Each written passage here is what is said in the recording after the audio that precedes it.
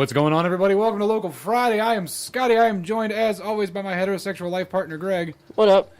And tonight, our very special guest, Mr. John Dante of John Dante and the Inferno. Hello, everybody. Glad to be here again. He is also Sans Inferno once again. Thank goodness the house couldn't take the heat. That's enough radio guy for me. How are you doing, John? I'm great. I'm having an awesome Friday. I'm glad to be here hanging out. Fucking A. It's always a good time sitting in the basement. Mm-hmm. Where sound resonates off of everything. Mm-hmm. Where heavy metal is born. And dies. And is also shat upon heavily. That far? We shit on everything down here. Like, we were talking about while right before you came down. I'm like, did you see that fucking video of Vince Neil butchering his own song? The most current one of him Yes. butchering his own song? Yeah. Like, Where he's like, kickstart my heart! Yes, I have seen that. It's, I saw an article with Vince Neil, and I swear the article said I would rather open another restaurant than record another metal album. And I was like, well, I can tell. By the way you've been looking, that you've been spending more time. You're performing again. Because I don't know, all the new metal bands, everyone's really mad about trying to record. I saw something like Doyle from the Misfits was like, oh, I'm not recording, my fans don't buy my music enough, and Motley Crue, and even Gene Simmons from Kiss, they're like, oh, it's not worth it to go into the studio anymore. And then they're all salty about the way the music industry is, and they don't do new albums anymore. That's sort of not very punk rock. Well, because they don't really grasp streaming. Mm-hmm. Like, you still get money from it. It's just not as much as fast. Right. That's weird, because for me, I can understand streaming. You get, a fraction of a penny or a penny every time they play your song. What I never understood was, how did royalties used to work when it was just the radio? The radio would pay a certain amount to the record company for the rights to use that song. And then they would lease the song for a period of time. Interesting. Unless you were trying to make it big, and then it was the opposite, right? You'd lease the radio time to get your song out there for a period of time. Yeah, either the DJ liked you a lot and he would just throw you into rotation if you didn't cuss. Right. Or you paid to get in. That's what I always heard the best way to do it was if you could get, but it was illegal. That was what they called payola. It was like a big problem with the rock and roll. Because the DJ in Cleveland was the first one to call music rock and roll, wasn't he? I believe. It's sort of, in Cleveland, Ohio, we sort of get the recognition for inventing that term. And there's the pirate radio station off of that was out in London. They did a movie about that. These dudes were doing pirate radio, and the FCC was getting on them. Yeah, and they got in a boat and went out. What's the word I want? Open waters? It's not open water. International? That's the one. Yeah, they went to international waters to broadcast. So that's cool. Yeah, I agree that a lot of the bands that were established for a long time, they're definitely not happy about that change in streaming. But there used to be, you get other old school bands who grasp the concept, like Slayer, Anthrax, Megadeth, Metallica even. Right. Like, yeah, it's not Metallica that we like, but right. They understand how it works because Lars Ulrich is a fucking marketing machine. Right, and they know where they came from. Thrash bands are they're from the basement, Right. So they know. They're like, sort of understand that you got to get it out to the fans. And there's still people in the game from when, like the early 80s. Max Cavalera's still making music. He's been around for fucking how long, And, like, they're still making... What's his band? Is he still... Soulfly. Right on. And, Calvera Conspiracy. That's the one. Was the newer solo project or side project outside. Right, and then there was another one that was a super group. That was the bass player from Mastodon, a guitar player from another band I can't remember, Max Calvera, and another. Was Danny Carey in that super group? I don't know. What band was he from? Tool. No. Okay. Nobody from Tool that I can, if I'm remembering correctly. I thought there was a super group that was like Brent Hines and Danny Carey and the singer from Eagles of Death Metal or something. There is. Okay, so I'm not far off. Brent Hines is the guitar player though. Mm-hmm. The bass Troy, the bass player from Mastodon. I actually almost kind of met those guys because when I went to MI in Hollywood, it was like 2008 or no, maybe 2011. It was a couple years after I graduated high school. And they were the local band. They played at the auditorium. They weren't local, like they were Mastodon at the time, but they had them come in to do a student concert. And it was cool. I think I saw, what's the lead singer's name? The blonde guy with the mutton chops. Not Brett, but the other one. He doesn't actually sing all that much. He used to on their first record when they did more thrashy stuff. Oh, I know what you're talking about. I can't. The bass player's got the high voice, and then when they did like their later records, yeah, and then Braun, the drummer, actually sings. right. But I remember, yeah, he was splashing water on his face, and like right before the set, and I was like, "What's up, dude? I'm so excited to see you play. Like, kill it, like you would do if you saw someone in the bathroom before the set." Right. And he was just like, "Ugh." He was like so mad that I told him to break a leg. It seemed like so mad that he was using the same bathroom as all of his students. I have a story about seeing Mastodon. It was a great show, but Mastodon set upset me, and then I found out why it upset me later on. I found out the reason for what they did that was the reason it upset me, if that makes sense at all. What? So what's the story? So me and our dude Little Steve went out to visit our buddy James when he was living in Iowa. He's like, yeah, it's my old lady's birthday. We're going to do a show. We're like, fuck yeah! High on Fire, Mastodon, Death Clock. Wow, dude, it was show. It was bad. I like High on Fire too. That's a cool band. It was 10-string guitar and the, oh yeah. What was that guy's band before High on Fire? I have no idea. I hadn't heard of High on Fire until this guy. You know, but still a killer lineup. So you guys are going to see Mastodon, right? So they come on stage. The music's right on point. They're playing all their visual shit in the background with the lights, and I'm like, I wish I had mushrooms. and it was amazing. It's always how it works. If you actually do have them, you're like, why would I do this to myself? Right? There's too many people. Oh my god, this was a bad idea. I paid for the tickets, and now I'm not gonna have fun. Right. I should have just sat in my room with a CD and a light and a laser pointer. And you go to a show, and then you go to a show to have a good time. I really should have traded this like the 70s. There's another story I'm gonna have Greg tell you about tripping at a show after my story. So Mastodon comes out, Brent Hinds starts singing, and this was definitely about 9 years ago. So it was still, I think it was Oblivion was the album. On. So Brent Hinds up there singing it, and he just,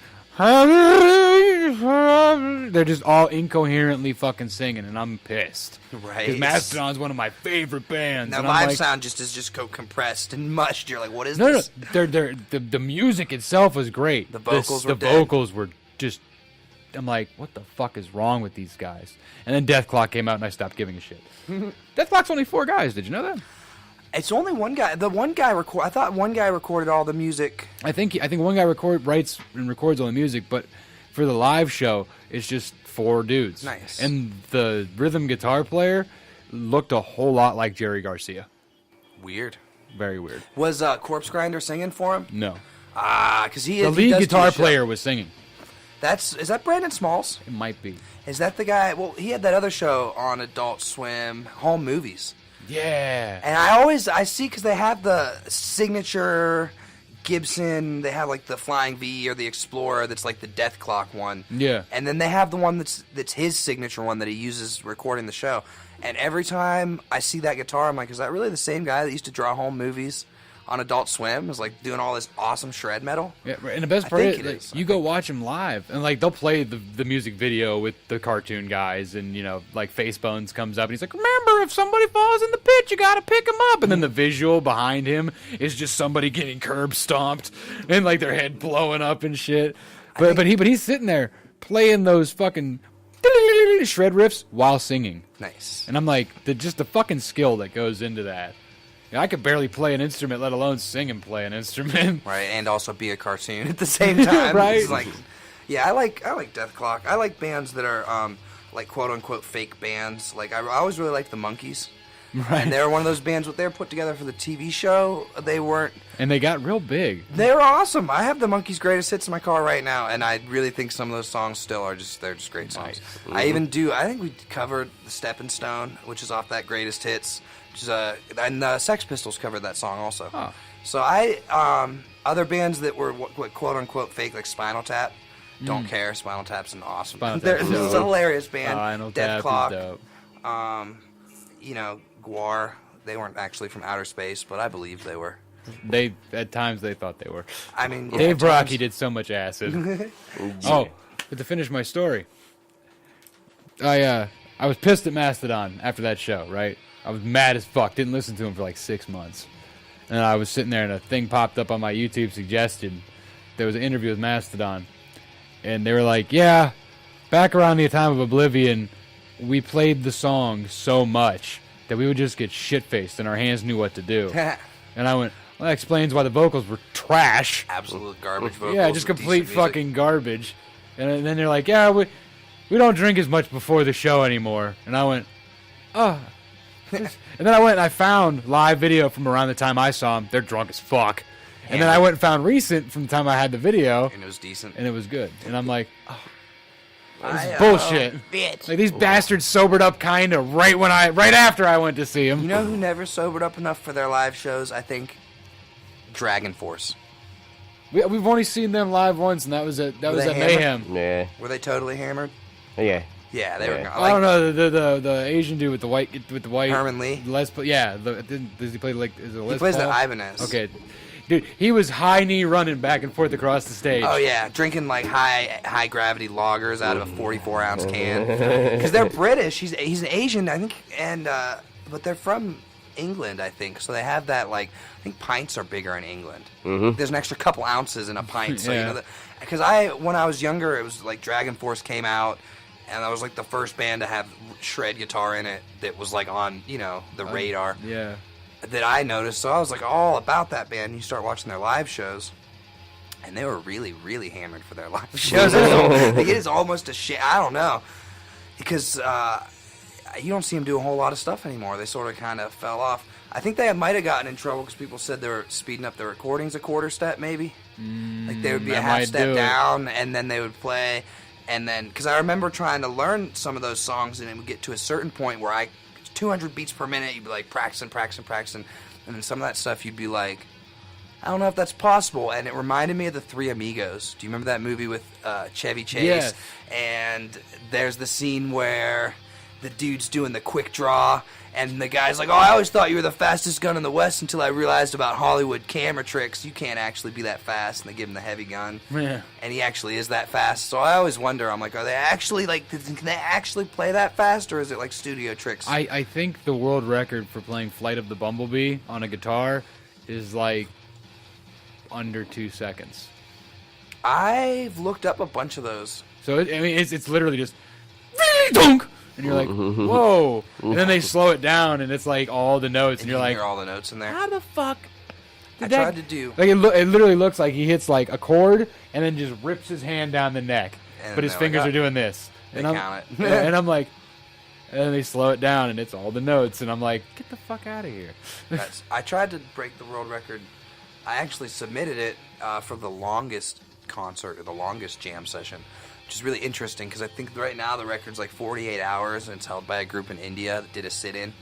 And it's not that hard of a record to break because you get breaks. You accrue like 15 minutes of break time for every hour. Yeah, you do an hour, you get 15 minutes. You do an hour, And you can build it up. You could do 3 hours and take 45 minutes off. But the tough part is you have to have an audience the whole time.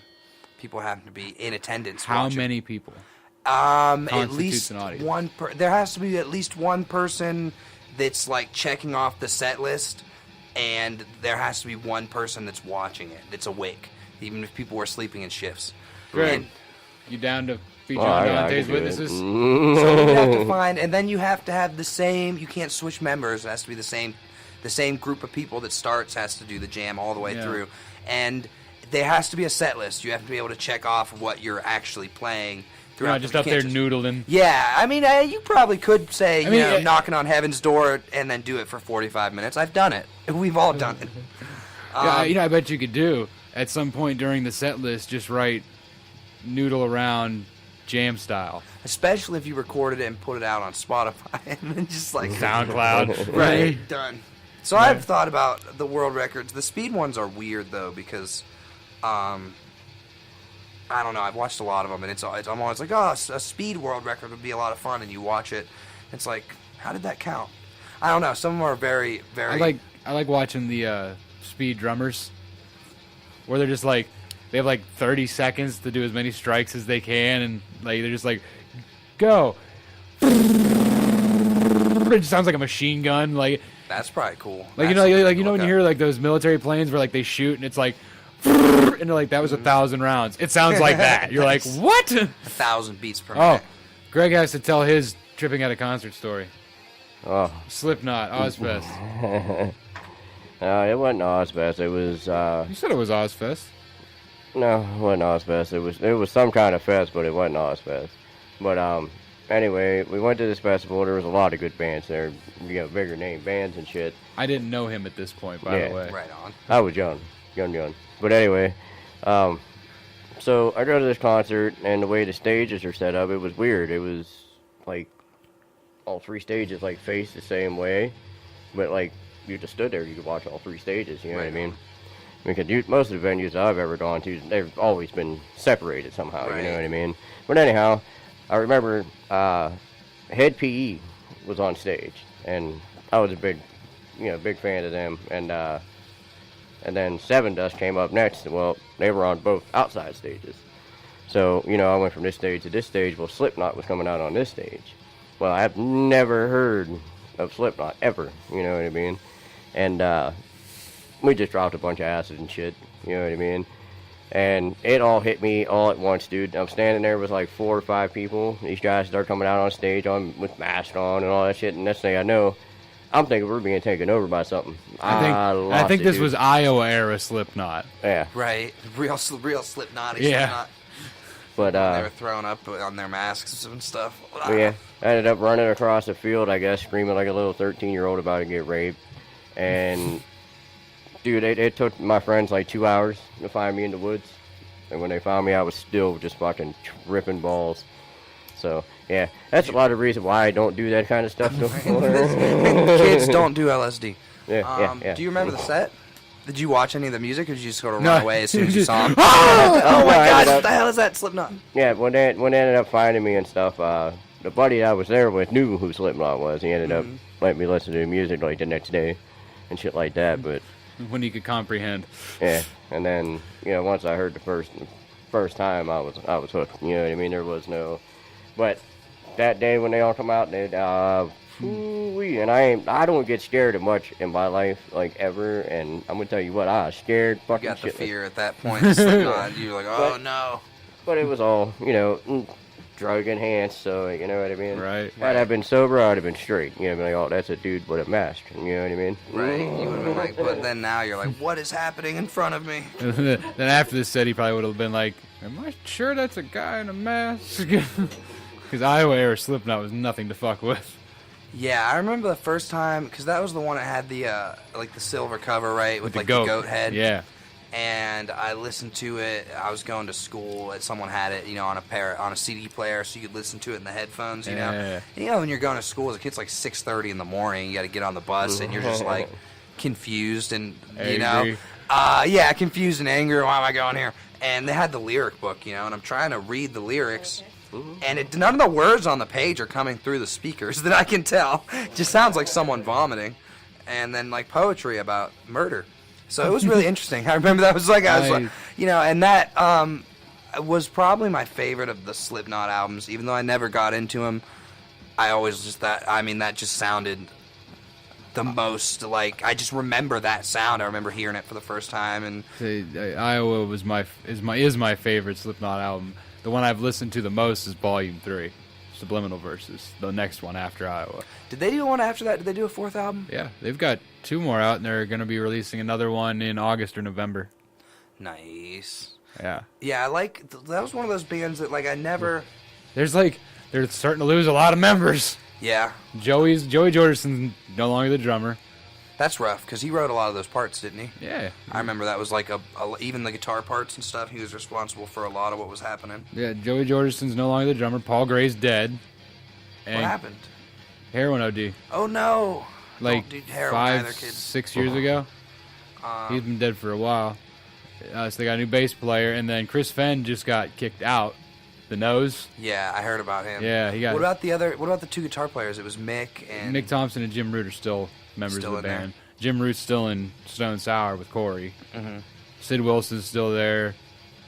I can't remember the... Craig with the Nails, he's still there. Clown's still there. They were one of those bands that hit the scene so hard. Everyone was into, like, that 8-piece theatrical, glam metal. And then Mushroom Head was from the area, so they were sort of rival bands, is what I've heard when they first both started out. Or was that not really the way it was? I've read articles and seen interviews with both ends of it.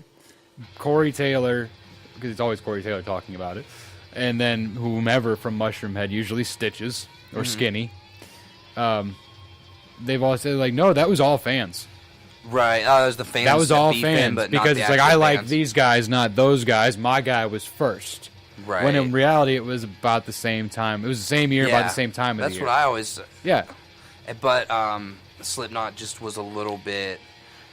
They just had like that commercial boom. They were just, I think, the ones that were in Hot Topic more often. It felt like, or Well, something. I think Roadrunner picked them up, Right on. and Roadrunner at the time was the biggest metal label there was. And where was Mushroom Head at? Were they on Metal Blade or were they local? I don't even remember. Which is probably what I was saying is like why when I do music we ended up all wearing costumes and stuff because there was that like if What you the weren't dressed fuck? up it's not heavy, you know, in this weird way with the Slipknot and Mushroom Head. People were like they just associated that like ridiculous theatrical element with like heavy rock. Right. So that's why Yeah, like you come out looking like Cradle of Filth, and then you start playing Phil Collins. right. Like people get weirded out. Right. So there's that sort of image thing, which is interesting. That's the biggest influence I had from those bands, though, was I think that like shock rock theatrical image, because Right. the music was so like he said aggressive. It was very very Yeah. aggressive. I know I loved it from the second I heard it. Like I mean, come on, lyrics like "I want to slit your throat and fuck the wound." That fit perfectly with my place with the where my mind was at the time, Like I'm so angry at everything, and it still Slipknot's- fits perfectly with my sense of humor. But Right. That's why I always liked Rob Zombie because his movies are very violent, but his music is so campy and catchy. Right. Like you look at it. You wanna ride? Yeah, you listen to it and it's like, oh, this is like some horses. like this is some like Mark Farner on acid in a B flick, Like Right. it's not because I've seen him live a couple of times and it's not his show is not as shocking as his image in his films. You watch no, it. it's rockabilly. Yeah, it's very rockabilly rock and roll. Like I said, it's Well, like I think they call it Hellbilly or something. yeah, Hellbilly Deluxe. Well, that's the name of the album, but that's just they've named the style Hellbilly at this point because it's just it's a zombie play off rockabilly. Right, and I saw him when he was at Packard, and that was a really good show. It was just like as far as showmanship went, I was like, that's pretty on top of it. But then you watch his movies, and they're just so out there. I remember the first Yeah. time I tried to watch House of a Thousand Corpses. I think I got in trouble. My parents were like, don't watch that here. What the hell is this shit? It's evil. It's evil. They're skinning people alive. Get it out. I was probably like 15, It's not Didn't evil. go That well. fornicator deserved it. That fornicator deserved it, or the Devil's Rejects. Yeah. That movie, like that stuff's pretty grimy, but it's They're supposed to be Yeah. coming out with the third one of that. I'm really excited for that. Horror movies are like the only thing that like I get out of the house and plan on seeing when they come out. The only thing that I marked on the calendar to go see when it came out was when when Legendary redid Godzilla, Nice. because I love Godzilla. Period. And it's funny because the new Godzilla comes out the day. I think it's either the day of or the day before my wife's birthday. Nice. So I said, guess what you're getting for your birthday? What? Godzilla Tickets. tickets. To go see Godzilla. I saw. She was like, okay, a date night's a date night. Take me to dinner first. You got it, babe. Like, I love when they preview remakes of horror movies because I can just laugh. I can just laugh at them, and everyone's just like, "Who's this weirdo?" Bought a ticket by himself in the front row and is laughing at the Evil Dead. I have a very large beef with horror movie fans about remakes. What is it? We're They skipping it. like this isn't insert character here, Right. Like this isn't Freddy. Like when it's not Robert Englund. Like no, it's Right. not fucking Freddy. Okay. Oh, like when like having Hellraiser or Pinhead be a different be actor. a not- different But like so and so isn't the real da da da. Right, it'd it's be not like really seeing a- Nightmare on Elm Street. It'd but be like seeing a Frankenstein movie without Boris Karloff as Frankenstein, which it has happened. right. But a lot of the original Universal ones, like they kept the same actor, and then I agree with you. Usually when I like remakes because I like to see things happen. Horror movies, I don't really mind if they rehash the old stuff. Right. But like you said, sometimes it's hard when you're associating that character and then they just totally revamp it. Well, because a lot of it is, think about like your classic 80s, early 90s horror movies. Child's Play, Nightmare on Elm Street, Friday the 13th, Halloween. Well, Halloween they didn't really fuck up too bad. They just they fucked the timeline so hard that it doesn't matter. But so we'll kick that one to the side. But Hellraiser, at the end of the runs of those movies, they all became campy. Right. They became jokes about themselves. But you evolved with it as a fan of watching it because it went from something that was supposed to be stone cold horror to I still love Jason. Like, he's going to do this. He did the thing I knew he was going to do because Jason it was the obvious thing. Right. You know? So when they remake the movie and they take it back to its roots of terrifying, but they use a different actor, everybody gets pissed. It's like, fuck you. Just go enjoy the horror movie. Right. Stop trying to associate it with these other movies because it's not those other movies. Right. That's what, a lot of people get Like, that way about. Like, you can't compare the original Texas Chainsaw Massacre to the remake. They're both amazing movies in their own right. Yeah, the original. I like the remakes because they're good. They're not bad movies at all. No. I like, what's the actor from Full Metal Jacket that plays R. Lee Ermey. Yeah, he plays the Also sheriff. passed away. Really terrifying character. He's scarier than Leatherface in those movies. Because there's just something, you just believe that he's a prick from Texas and he would feed you to his family. You're like, it's so creepy. Yeah. But the original, I think, like a lot of people, the original's not that graphically scary. If you watch it, I mean, almost anybody could make that movie. Because there's not a lot of graphic special effects in that film. There's not a lot of limbs flying. It's a lot of camera work and angles. That's why I like early.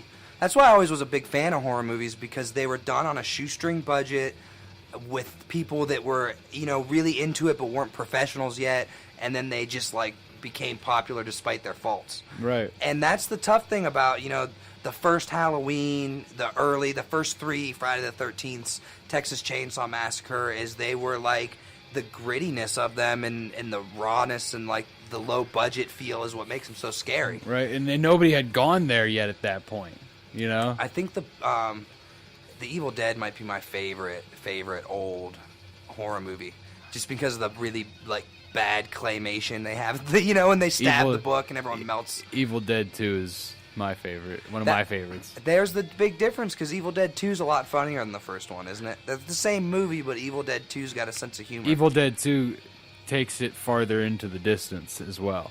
So Bruce Campbell did a video on it a long time ago that I saw. I think it might have been on one of the Blu-rays of the original or something in the bonus features.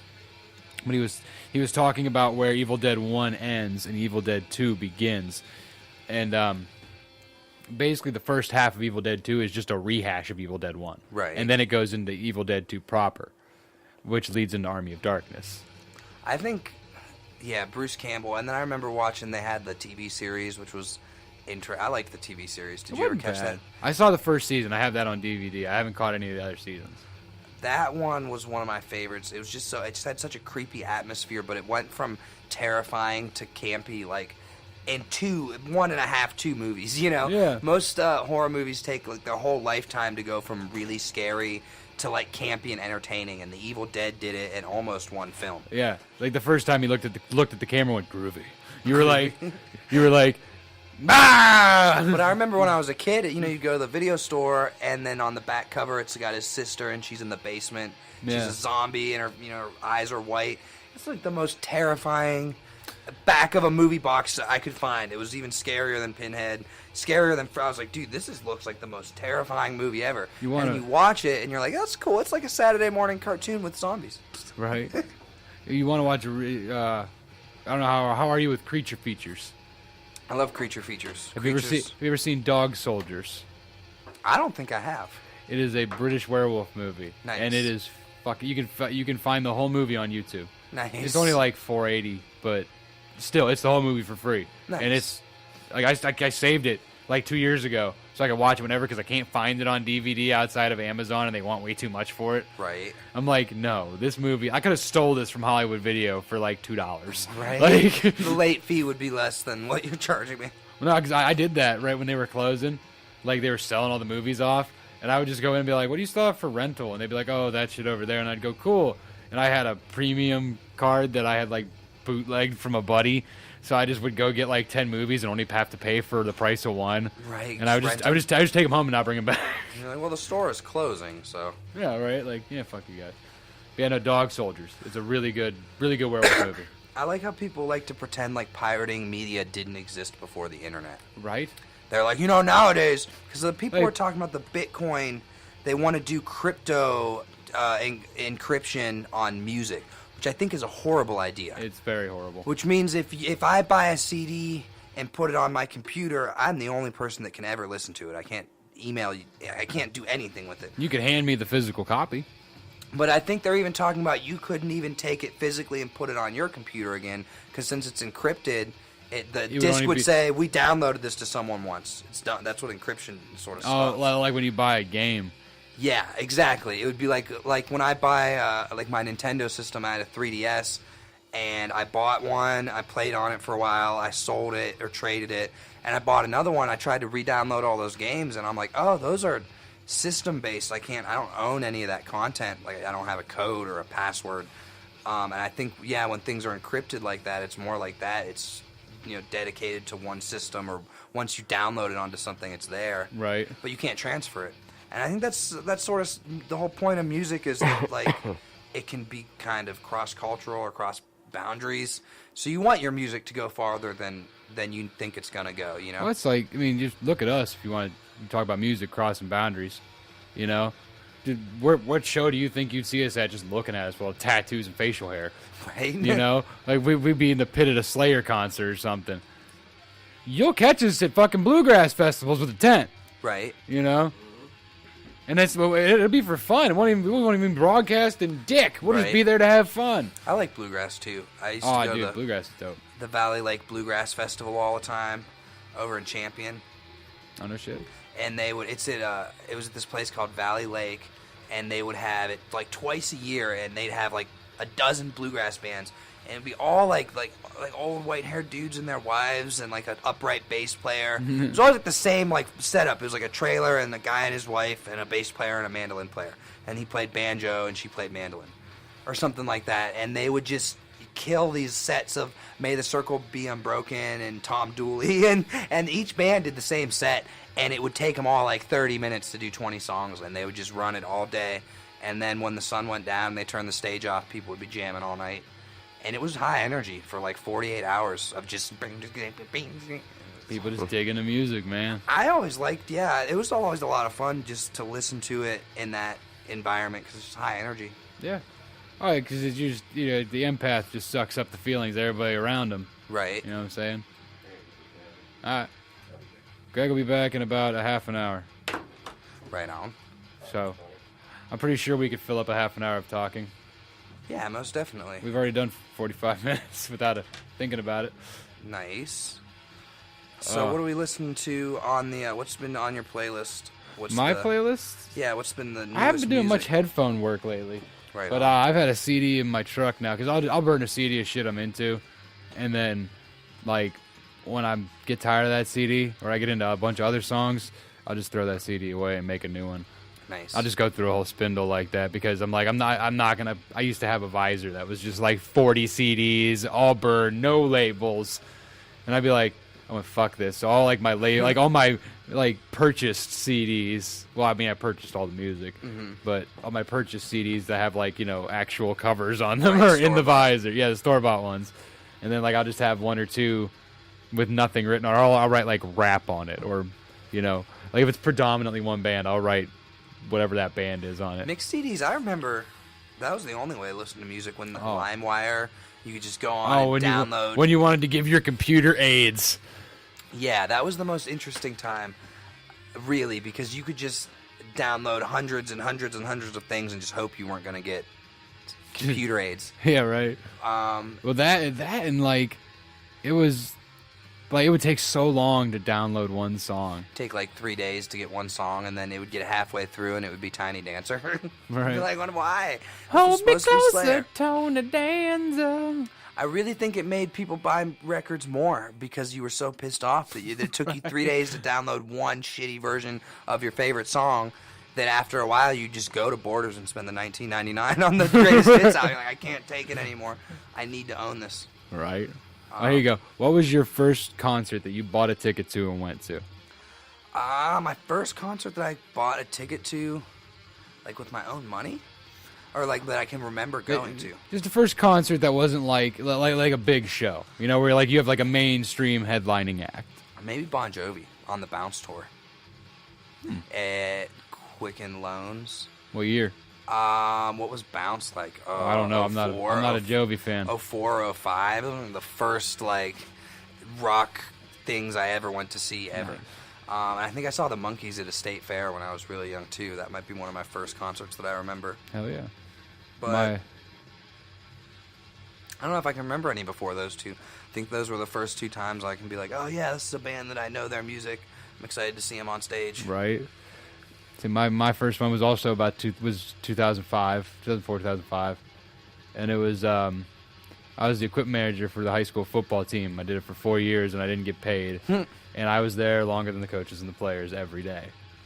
And so for my senior year, they bought me 2 tickets to go to the Cleveland Convocation Center. And you remember the show Battle for Ozfest on MTV? Yeah, I do remember that show. That was kind of cool. Remember the runner-up, Gizmachi? No, I don't remember the show winner, but the band name sounds familiar. Well, they were the runner-up for Battle for Ozfest. They opened. It was Gizmachi, Shadows Fall, Lamb of God, and Slipknot. Nice. And it was That's an interesting Volume 3 lineup. Slipknot and As the Palaces Burn, Lamb of God. Nice. And it was... I'm pissed at Lamb of God because their strobes point directly at the fucking seating. So I couldn't watch the show because it was just light guy, light guy, light Right. guy. And I'm like, I'm gonna vomit. Gonna have a seizure. Right. But yeah, Slipknot was dope. That was probably an interesting show. It was amazing. I never saw a Lamb of God show. I never saw. Did they still tour? Yeah. Didn't they get in trouble for like doing a wall of death that was so massive a bunch of people died? They were in Europe, and a kid jumped up on the stage, and Randy Blythe pushed him back off, and he fell down. And Hey, I remember he hit his. Did he die? Yeah, he died. But that was different than they had to make him quit doing the wall of death, didn't they? Where they would separate the crowd. And Oh, I know. They still let him do that. Oh yeah. That's It was, why I've hell- never been to a Lamb there's of a God video- concert. Well, actually, there's people who do bigger ones now. I think the record right now for the largest wall of death is Dagobah at Hellfest 2007, 2008, 2016, maybe. I don't know. But have you ever seen a video of Hellfest? Mm-hmm. Like how deep the crowd goes directly in front of the stage? He had it 3/4 of the way back open. Everyone splits apart like the Red Sea and then Yeah. runs into each other like Well, Red Rover. Right. Well, up until that point, Exodus at Hellfest, like 2 years before this, had the record for biggest wall of death because they split it all the way down to where it goes into that channel before it goes all the way back, and he split the whole thing right up to the channel. Dagobah had it split 3/4 of the way up the channel. So like they had a drone fly over to get the camera shot, and he goes, "Wah!" and it fucking collapses, but it's collapsing as the sound reaches the people. So as the drone's flying over, it's just crashing, as you know. So it's not like all just simultaneous, Right. Like as the drone's following the sound and it's crashing in front of the drone, and you're like, "This is the most amazing shot ever!" Like That's cool. I'll have to look that one up. That I haven't seen yet. That's always crazy. Mosh pits are, I don't know, I'm always 50-50. Sometimes it's like a lot of fun, and then sometimes you're holding a beer and you're in the middle of a guitar solo and someone kicks you in the side of the head and you're like, ah. And you're like, that wise, stop it. Like, God damn it. I have 2 pit stories that I feel are relevant. We went and saw Mushroom Head one time, and was Psychosis. Nice. Was the band before them. Yeah, I know those dudes, actually. We've done a bunch of shows with them before. Hell yeah, that band rocks. But fucking Psychosis was on, and me and my dude TJ come walking in, and we both got beers, and our Greg was with us, Kathy was with us, or my wife was with us, and they had started a pit for Psychosis, and it was just like, like early 20s kids. Like we were in our mid-late 20s, so it was like 18, 19-year-olds, 21-year-olds, like just like the younger, like it wasn't even a full crowd in front of the stage. Right. And TJ just looks at me and goes, "Pit!" And we set our beers down and just go running into that motherfucker, dude, and just wipe the fucking floor with these kids. And it wasn't like, and we're old school. We're shoulders and forearms. We're not throwing punches. We're not kicking. We're just slamming into motherfuckers. I know I don't look it. I weigh 180 pounds. I could throw some weight behind him. TJ's like 220 something. He's bigger than me. So it gets to a point where the whole pit's empty. It's just me and TJ, and we're just circling around, jumping, shoulder jumping. And I stop, and we do like that, like you look at somebody and like, here comes the charge. Mm-hmm. We meet in the middle, and he goes high, and I went low, and I dropped my shoulder right underneath the sternum, and he's, oh! And I'm like, you good? He's like, you win. You're a pit. And he walked out. Let's just watch the guitar solo now. I'm done. Right, he's like, you're a pit, and now I'm standing by myself in the pit, looking at the band, going, give them something to dance to, like, and they're just like, and the singer's like, this fucking guy, This guy. right? Like, So- now so- we gotta play catchy dance music because everyone's been beat up in the pit. Now we gotta dude, come up with something to bring it back. No, dude, they dropped it straight to a breakdown. Nice. And like, them kids we just knocked the shit out of kept coming in one at a time. It was like a shitty fucking kung fu movie. Like, these fucking little metal kids with tight pants on and shit come running up in the fucking pit trying to knock me down. I'm like, I'm fucking, like, I'm double you. And I just wreck shop, and they just, go sprawling back out. Yeah, I definitely think it depends on what band you see, like how the mosh pit's gonna be. Oh. I like the grindcore mosh pits because they're much more, I don't know, like Cannibal Corpse. That was a really fun mosh pit. I don't know why, because it wasn't. There's grindy, and there was less getting punched in the face and more just like Static, being excited. static. Yeah, I was like, yeah, fucking ah. Static X was the pit that made me stop pitting. What happened in that one? I stepped in it, got punched in the jaw, kick in my lower back, and then I turned around and went to step out of it, and somebody punched me in the back of the head. That happened to me. Like, for real, Wayne said 3 words. I was in, I was out, and I got hit 3 times. And I went, this is not how pits work. It's not how mosh pit etiquette is supposed to go, you guys. Right. That's the problem. Is that you go to see a band and you step into the wrong mosh pit dance situation and then you crack a rib because you're like, oh wait, hold on a minute.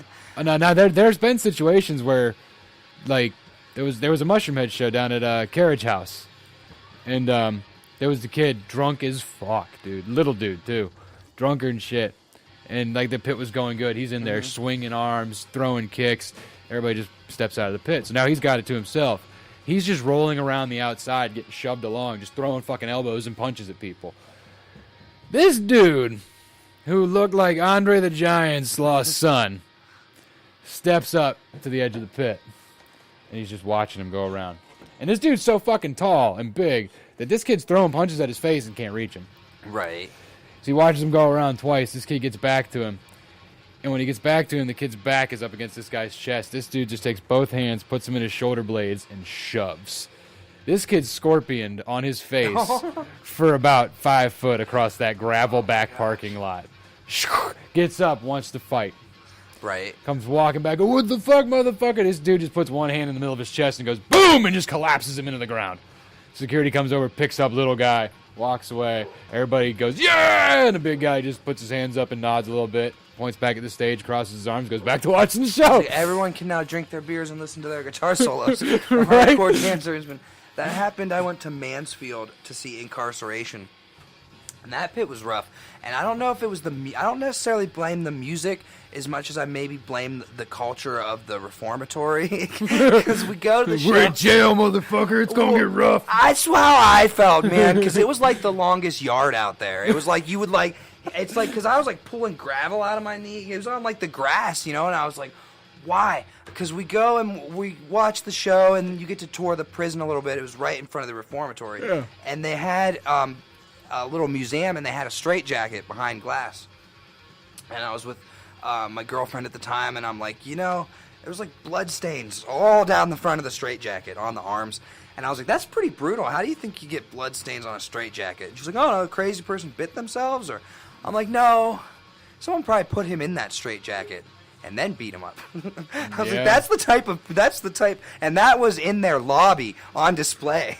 That was the type of thing you walk into this big old prison. That's where they filmed Shawshank Redemption. Yep. So that's like one of the scariest reformatory institutions in the world. Oh yeah, it's haunted. You can do ghost walks there. One of the first things you see is a bloody straitjacket. So like we don't mess around. And yeah, I was wearing a piece of jewelry, and it had a Grateful Dead logo on it. Clutches on stage, and next thing I know, I had a right hook to my jaw, and I was wearing a thick chain that my friend had made out of stainless steel or neodymium. Yeah. someone popped that chain off my neck and punched me in the face. And I was like looking for the pendant, man. And I see some dude's got his foot like over top, and it was an expensive, piece of silver with stones in it that I bought off an art vendor. We find that, and I'm standing there in the pit, and I like feel my jaw, and I'm like, I think I just got punched in the side of the face. I was kind of seeing stars, and a friend of mine was in the crowd, and he sort of saw the look on my face, and he came up and he took my hat off my head, and he took my coat and held it for me because he was like, oh no. And there was about 4 or 5 dudes, and I noticed them kind of like pushing each other around, and I was like, those are the guys that's the guy that I just could tell that, like, I was like looking at him. And when the pit opened back up, they were only in the pit with me for like 3 minutes barely, because like you're in a mosh pit and somebody's already disrespected you. Oh, this dude punched me in the face and tried to steal my jewelry, and they were like, because I looked like a hippie at a metal show. I was like wearing my long hair and my Grateful Dead jewelry and my tie-dye, hanging out with my girl. This dude's like, you're not metal enough for this fucking show. So, when you're in a mosh pit and you get someone and they're kind of on their heels and they're falling backwards. Yeah. And, usually that's the point where you stop and you pick them up and the crowd picks them up. Yeah. Well, when someone just punched you in the face, then that's the point where you really put the mosh pit in on them. Yeah. So I'm just mosh pitting this kid. And all his friends run away. Of course. So then at that point, I owned the pit. You know how that goes. So I'm 5'10", 5'11", like 230.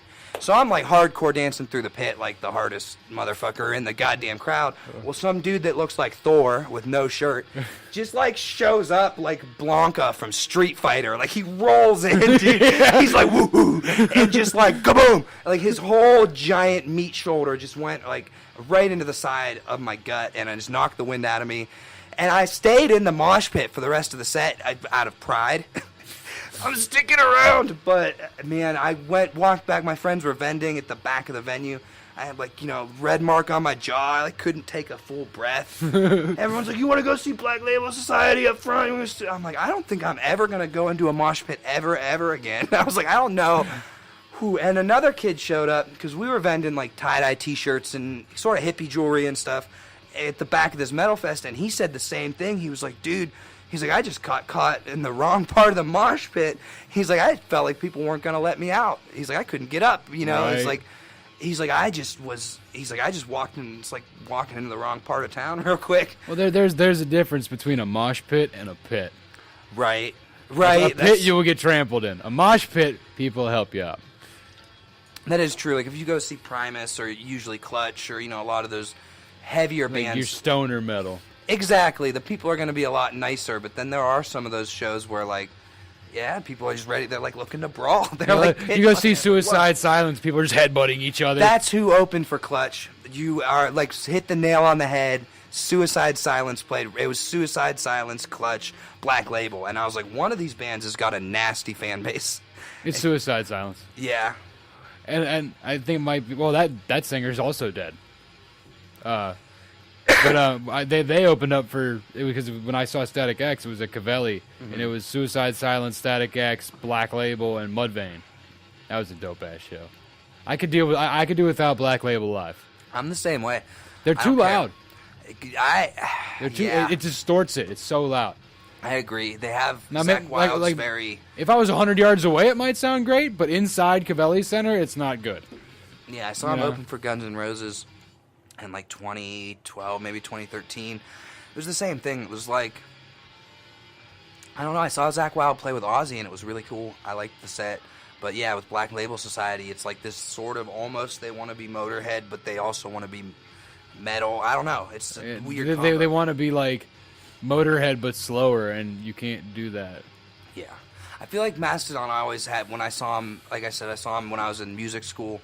It sounded like crap because it was such a small venue. Yeah. It was like a 250, 300 seat little auditorium, and I think he had a orange 4x12 and like a JCM Marshall. Yeah. It just sounded it was so loud, and it was right behind him. Like he was trying to sing into the mic over his 4x12 full stack, and you could just tell that like it was so compressed, and there was like 3 feet from the cabinet back line to the front of the stage anyways. Oh my God. It was almost disappointing because I was like 10 feet away from my favorite band at the time, and I just couldn't make out any of the sound. It was all like, and That's why I never understood why people like Orange Cabinets so much. I was like, every time I see those things, they're so loud that I can't. There's no definition in them. Outdoors, they sound. I've heard them outdoors. They sound good outdoors. Yeah, I saw Like in one an that- amphitheater setting. Yeah. Everything sounds good in an amphitheater setting. That's the Right. point. But you can stand on the stage and just talk like we're talking now, and the guy in the back can fucking hear you. Yeah. But- I saw him open for Clutch at Stage AE. I don't know if you caught that show. It was sick. It was really sick. Brett Hines came out and played lap steel with Clutch. Oh wow. Probably one of the best. Brent Hines has conversos. weird fucking picking technique. Have you ever seen his right hand technique? It's really tight. Where he'll strum down with the pick, and then his pinky and ring finger are picking up on the bottom two strings.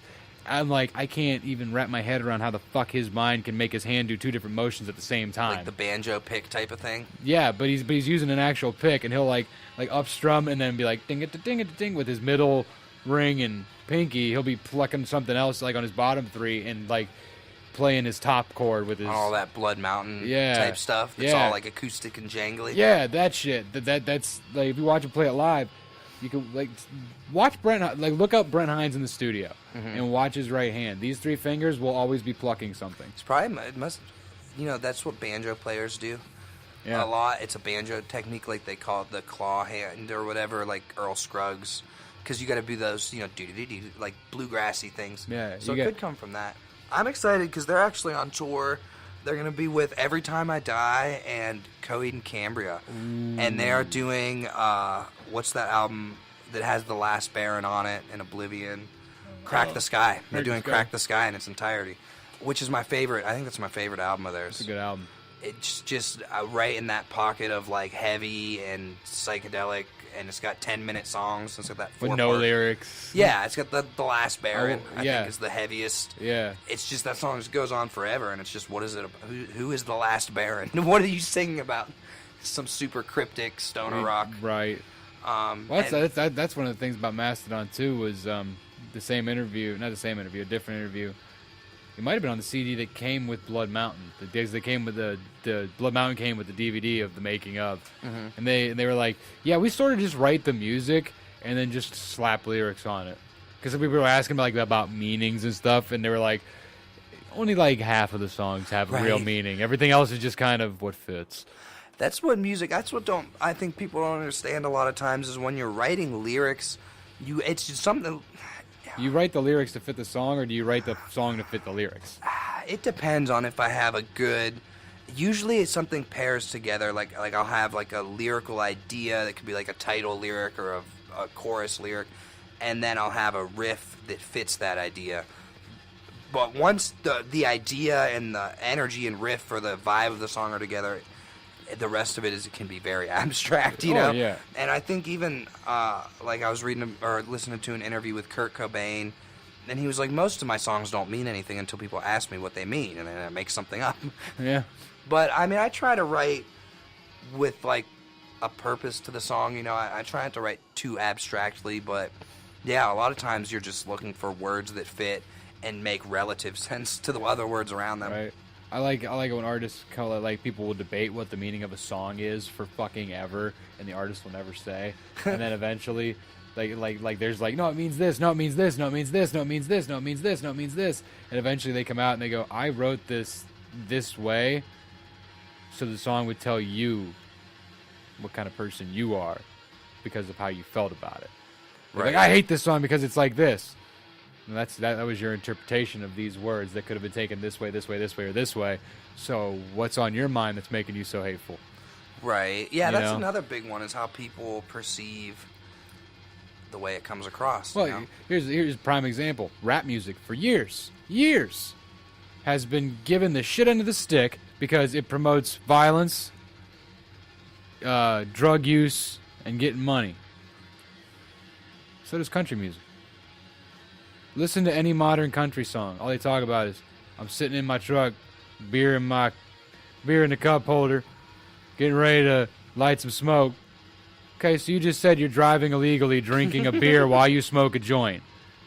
But nobody gives country any shit. They don't, And literally because every quote-unquote party country song talks about rolling smoke and drinking beer And the beer's In the usually in truck. the cup holder of the truck. I think that's because they're off-roading.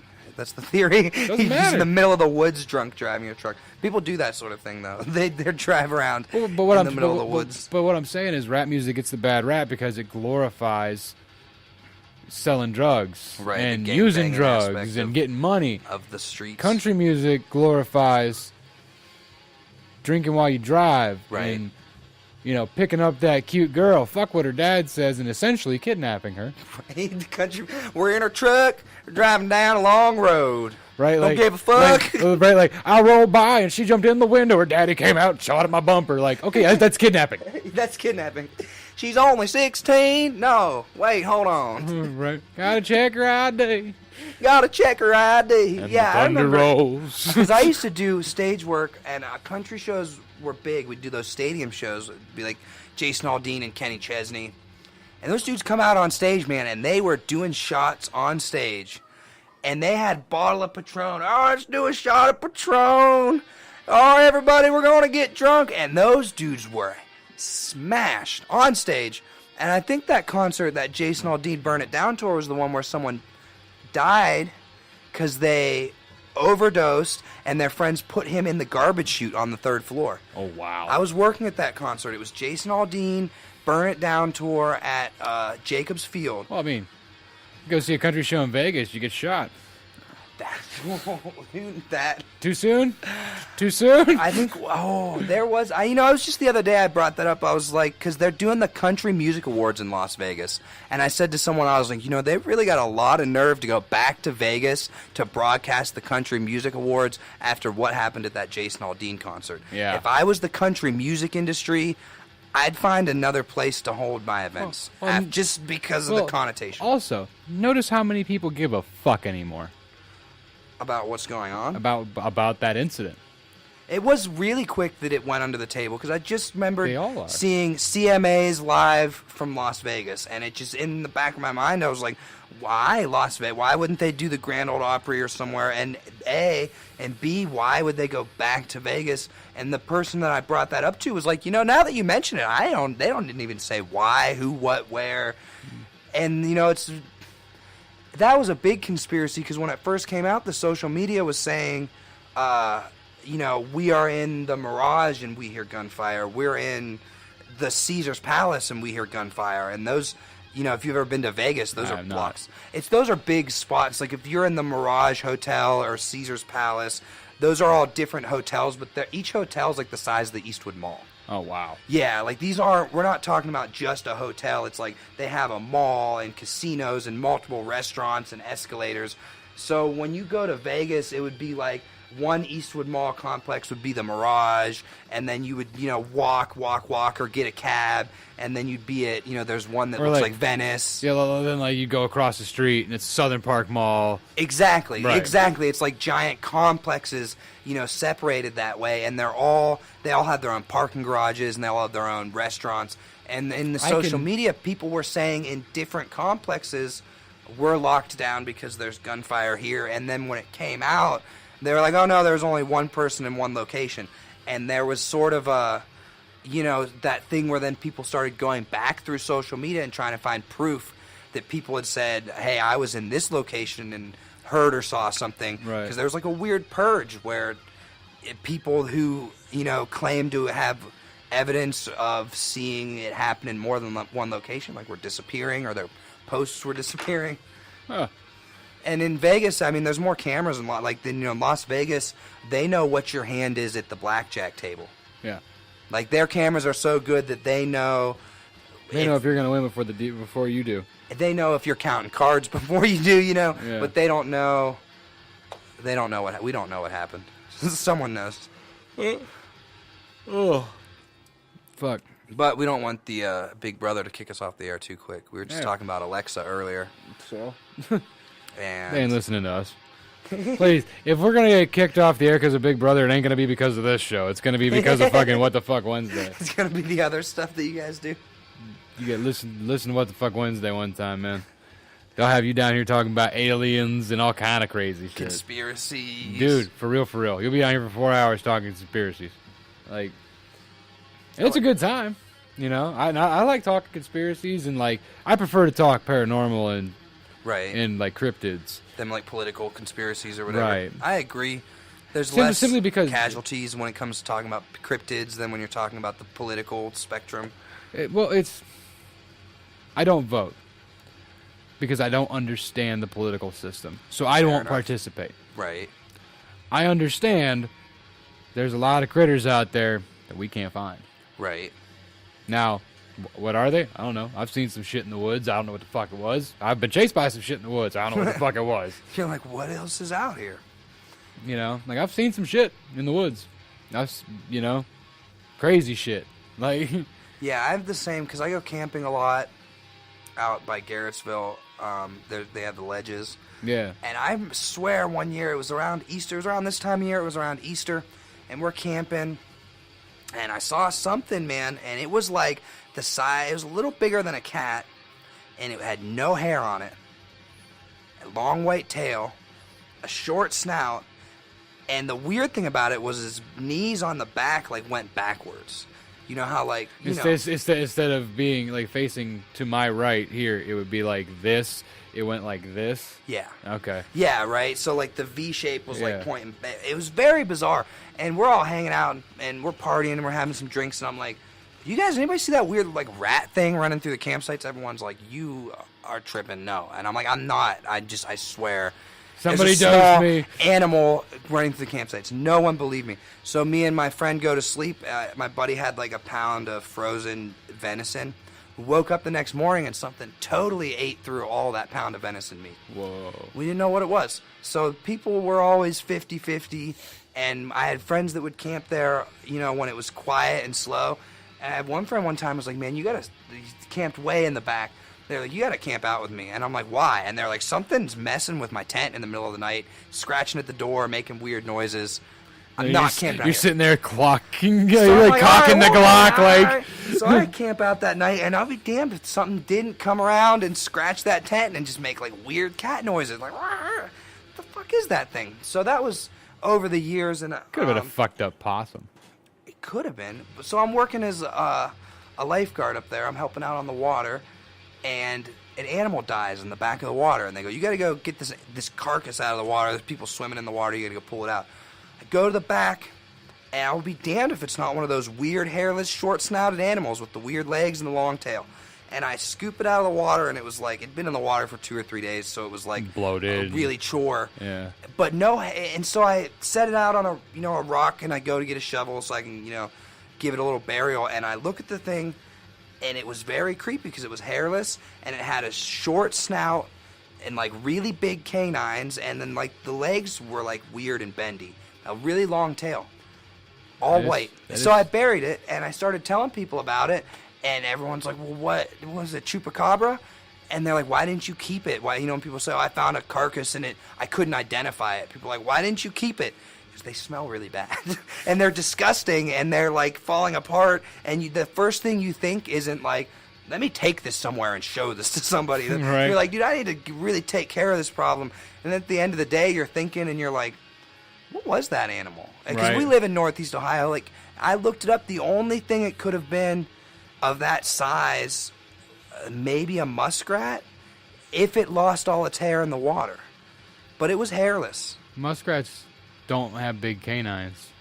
In the Muskrats don't have big canines, and their tails are short. They're basically groundhogs. right, and then a possum would make sense, but a possum has a long snout. It doesn't have a short snout. Correct. And I tried to look it up, and I mean, some animals, when things are left in the water, they can lose their hair. But this thing, But you'd already seen it not in the water. I'd seen what I You'd thought already was seen a it version of alive. Yeah, Yeah. and so I always tell people that there's a chupacabra out there, and that I've seen it.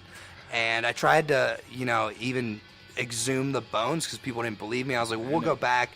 Someone was like, I know someone who's a animal expert at the college. If you have a Yeah. skull or a bone, they'll identify it for you. So we tried to find it again. Of course, I could never find it. It's Of lost. course, yeah. So somewhere out, at Nelson's The other Ledge, there is a chupacabra. The other chupacabras dug it up and moved it. Right.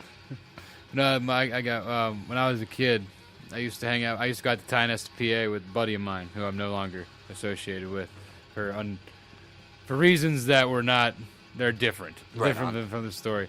It was like, it would always be me, him, his mom, and his dad. And we would go out and, like, you know, like, basically you get up in the morning, you do your chores, and you go shoot guns and ride quads and shit.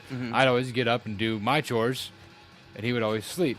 So I'd be outside shooting guns, riding quads, having a good time while he was sleeping till noon and getting up and then bitching about having to do his chores all day. Right. Anyway, I'm like, hey, and I called his parents, mom and dad, you know, because I was over there all the fucking time. And I was like, hey, mom, dad, I'm going to take a walk. And, you know, dad's like, all right, we'll just stay where you can see the trailer. And I'm like, for real? He's like, hey, there's shit out there. And I'm like, look, I'm going to follow the creek. He's like, yeah, just do that. You can't get lost, you follow the creek, because the creek ran. That's where Was we this in got. Ohio? No, Pennsylvania. Okay. And he's like, yeah, you follow the creek. That's where the water for the trailer came from. Was He's the like, all creek. the roads and stuff follow the creek anyways. You're in PA. No, the creek just went in the woods. Right. But he's like, yeah, just follow the creek. So I'm following the creek. And it's starting to get twilighty. And I come up on a little pool. I'm chilling there looking at it like, oh, this is dope. And I see what appears to be a very large dog drinking from the other side of the pool. And I'm like, is that a coyote? Nah, it's too big to be a fucking coyote. It just looked like a husky, but giant. And I'm like, I'm gonna head back to the house. And I step backwards. Classic fucking horror movie. I hit a twig. Oh. Fucking thing, ears go doink. And then it goes from being here drinking to being way the fuck up there. And I went, that dog just stood up. I'm fucking out. Turned on a heel and started sprinting through the fucking woods. And all I hear behind me is just crashing underbrush. I'm screaming for all I'm fucking worth. And I was only like 200 yards into the woods. Right? I come out of the fucking woods, full fucking speed. My buddy's dad's standing there with his 12 gauge, and he just screams down, and my ass hit the dirt so fucking hard that I slid a good 3 foot on my face.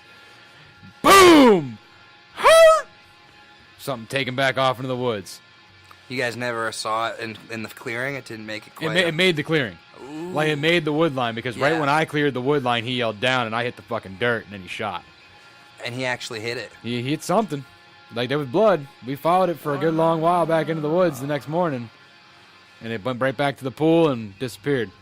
So if it was PA, it could have been the Dog Man, right? They have the Maybe. Dog Man. Have you heard the Dog Man I've heard stories? the Dogman stories. But It could have been a Bigfoot, I guess. But what you're saying, you here's the fucked up part.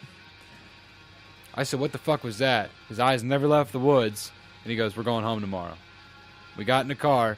I never got invited back to Pennsylvania again. damn. They still went. I never got invited anymore. They never brought you. Weren't they? Were They like never brought me back. And I'm like, what the fuck was that? Like it was all cryptic. Like he had some sort of he knew what he was doing or what it was doing or what you were doing wrong. Yeah. But you never did. I was like, I'm following the creek. I'm gonna walk in the woods. All of a sudden, I come running out the fucking woods with some fucking Something werewolf on behind your me. tail? Yeah. Was it some your uncle? You said or your? It was my buddy's dad. Okay, so it was your family friend, and they going out to go camping. Yeah. And he gives you the warning before you leave, like it's some sort of horror movie. Like, oh, by the way, you only get a couple hundred yards. Yeah, like stay where you can see the trailer. And I'm like, I'm just gonna follow the creek. He was more like he didn't want me to get lost Right. because I didn't know the area. Right. If it was the woods behind my house, It wouldn't have mattered. yeah, I know them like the back. I can sprint through those in the dark. Like, Right. That is always fun when I go camping a lot and people be tripping and it'll be dark. They'll be tripping over the trees. They'll be tripping over the tent poles. But once you get to know the woods, it's not that bad, No.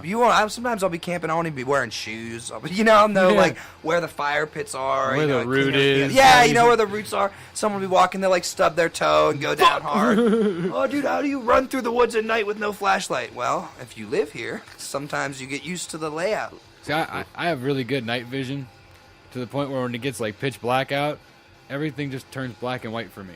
Nice. So like imagine watching like an old black and white TV show and just turning the brightness on your TV down to about half, and that's what I see when it gets real dark, which is kind of nice. So you have a lot of cones, right? You have rods and Yeah. cones, and one's color and one's definition. Yeah, but I can see my night vision's really good Nice. if there's no outside lights. Like if there's a little speck of a light in the distance, I can't look that way, or else everything.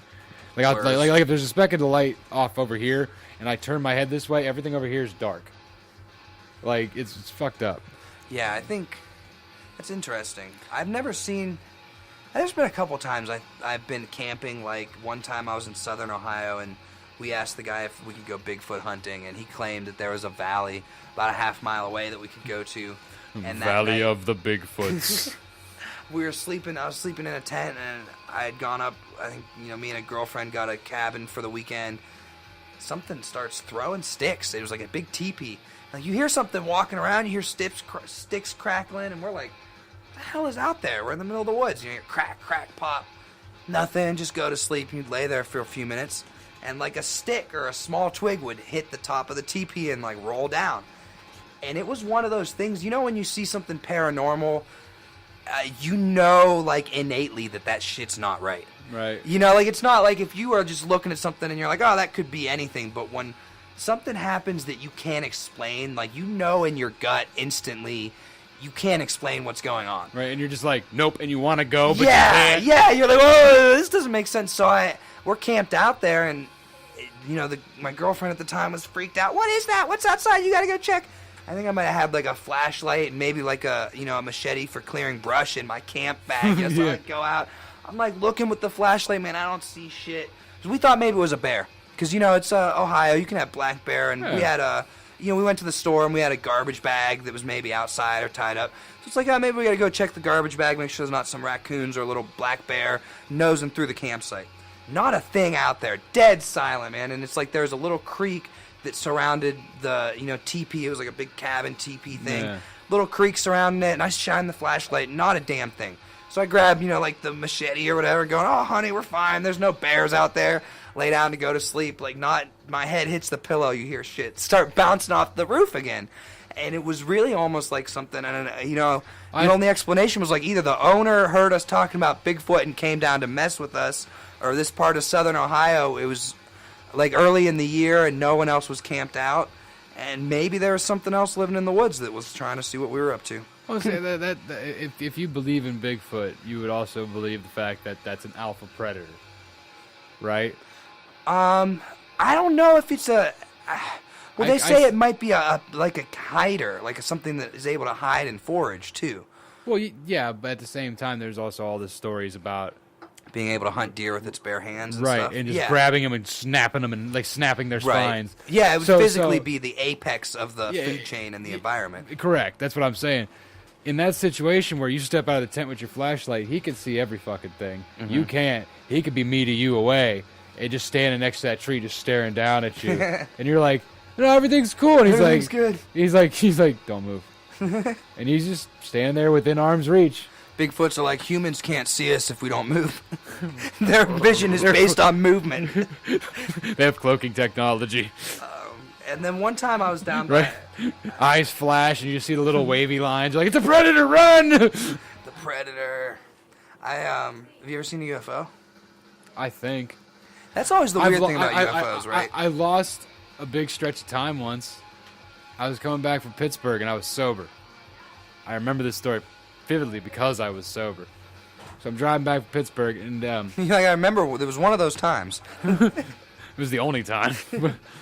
But it was 3 a.m, and I'm driving back, and like when you're coming back into Ohio from Pennsylvania, it's just one ticket. Yeah. When you get across the line, you pay.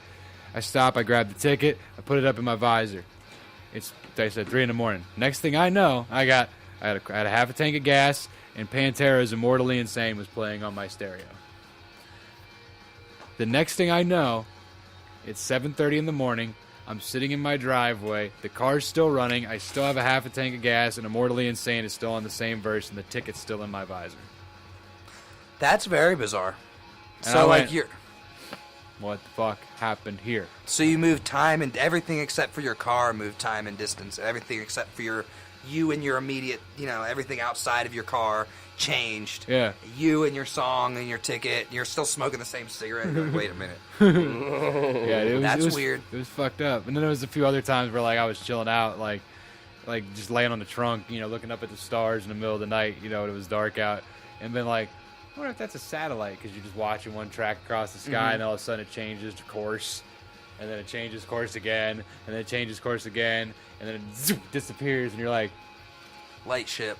huh?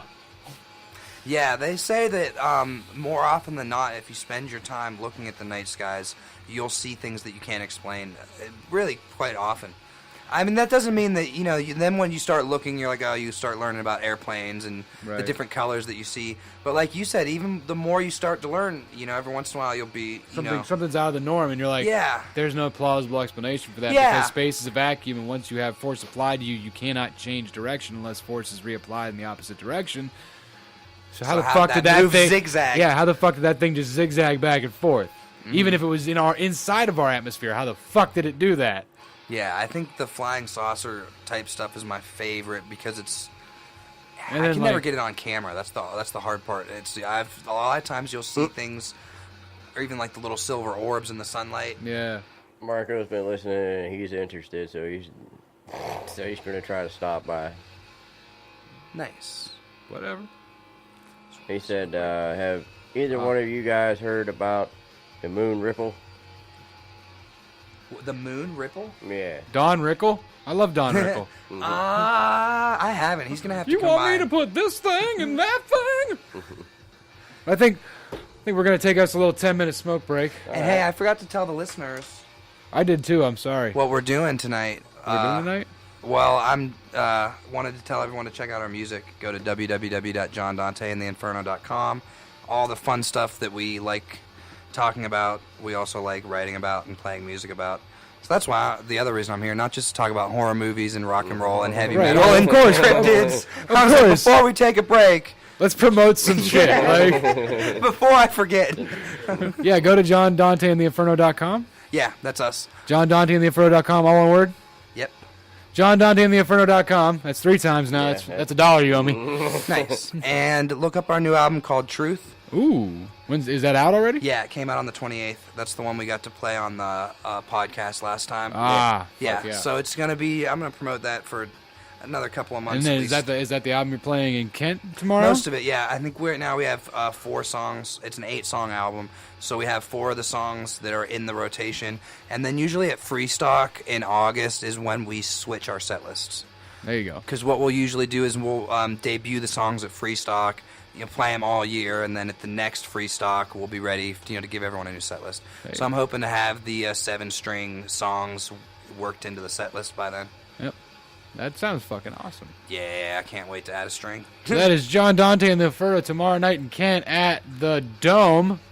Yeah. I remembered some shit. About fucking time. What time's the show start out The there? show starts at 8 o'clock. We go on at 9, and the other bands on the bill are Seldom Fade, Blue Radio, and Northern Weather. There you go. So we're right in the middle at 9 o'clock. How much are tickets at the door? Tickets are 10 at the door, Boom. Look at that. so not too terrible. You could still afford to drink.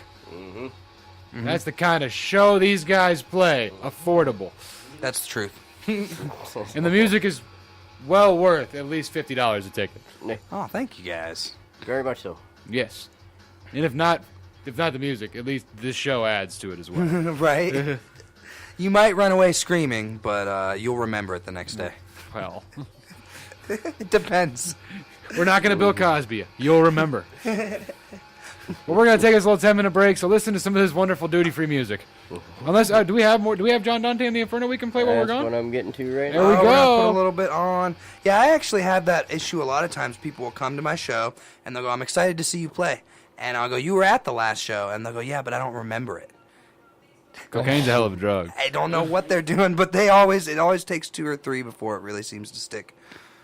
I have yet to see you play live yet. It's the neuralizer that I put in my guitar amp. Ah, that'll do it. Melts faces. Yeah, no, I have yet to hear you play live yet. And I won't be able to make it tomorrow, which sucks, but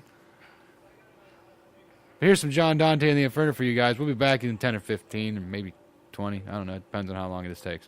Cool.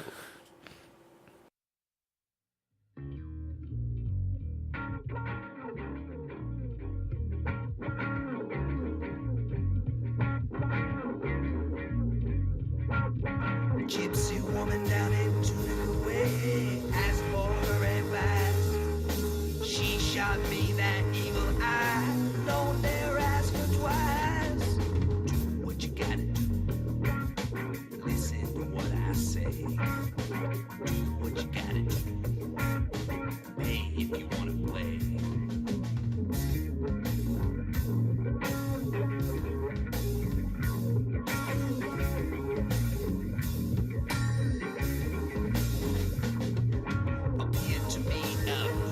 child asked for a lucky charm. Conjured up that magic spell. Careful, this can do you harm. Do what you gotta do. Listen to what I say. Do what you gotta do. Pay if you wanna play.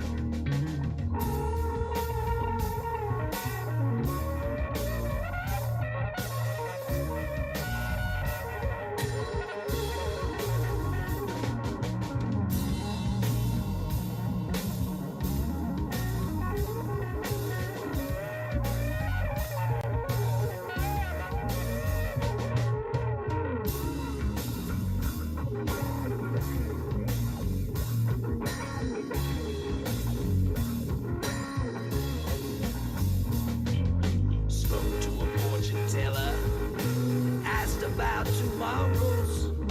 Things might work out well, but not without some sorrows. Do what you gotta do. Listen to what I say. Do what you gotta do. Pay if you wanna play.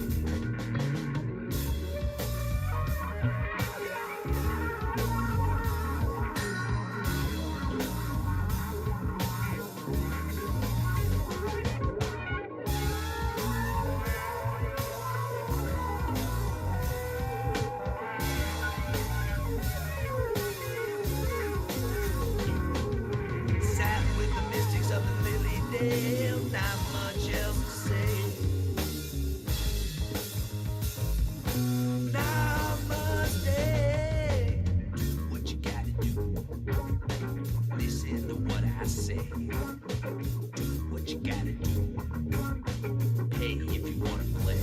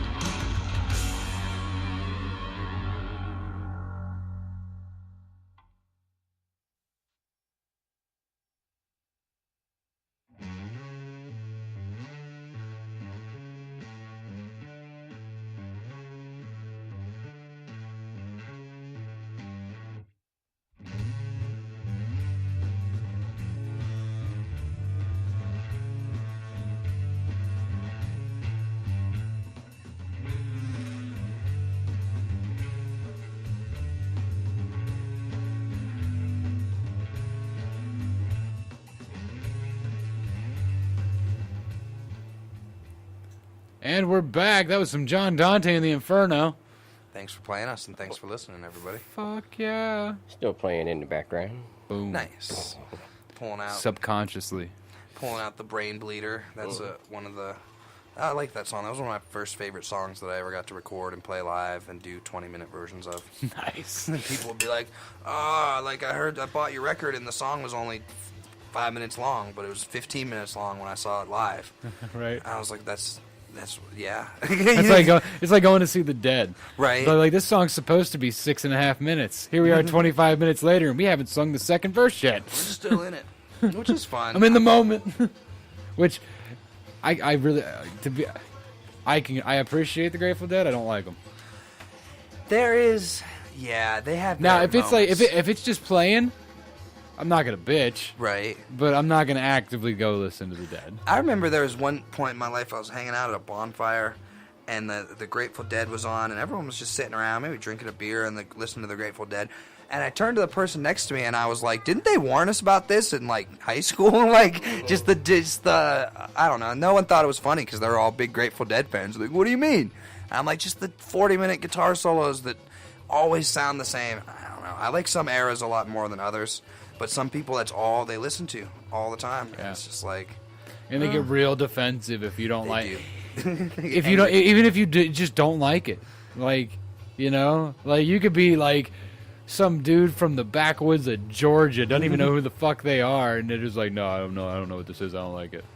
Well, fuck you, oh yeah. It's like, aren't you That's supposed Jerry, man. like, aren't you supposed to be a hippie? Why are you so angry all of a Hippies are sudden? very angry all the time. They're not as happy as especially the hippies from Modern hippies are shitty. modern Wookiees. There's not even really the hippie movement. I don't know if it's fair to call people hippies anymore. No, because they don't live it. No, they're straight Wooks. It's one step above homelessness. A lot of times, you can afford to be at Right. the festival and live your life. And Like, it's no, like, I'm a free citizen. Like, you're still going to jail. I mean, you can, it's like some people go join the military and they sleep on the ground and they experience life that way, and then some people go to festivals and sleep on the ground and experience life that way. For a I couple will years. sell you my vagina for a grilled cheese sandwich. It's the American version of backpacking Europe, I think. Or, you know, Minus the hostels plus a garbage dump. yeah, pretty Yeah. much.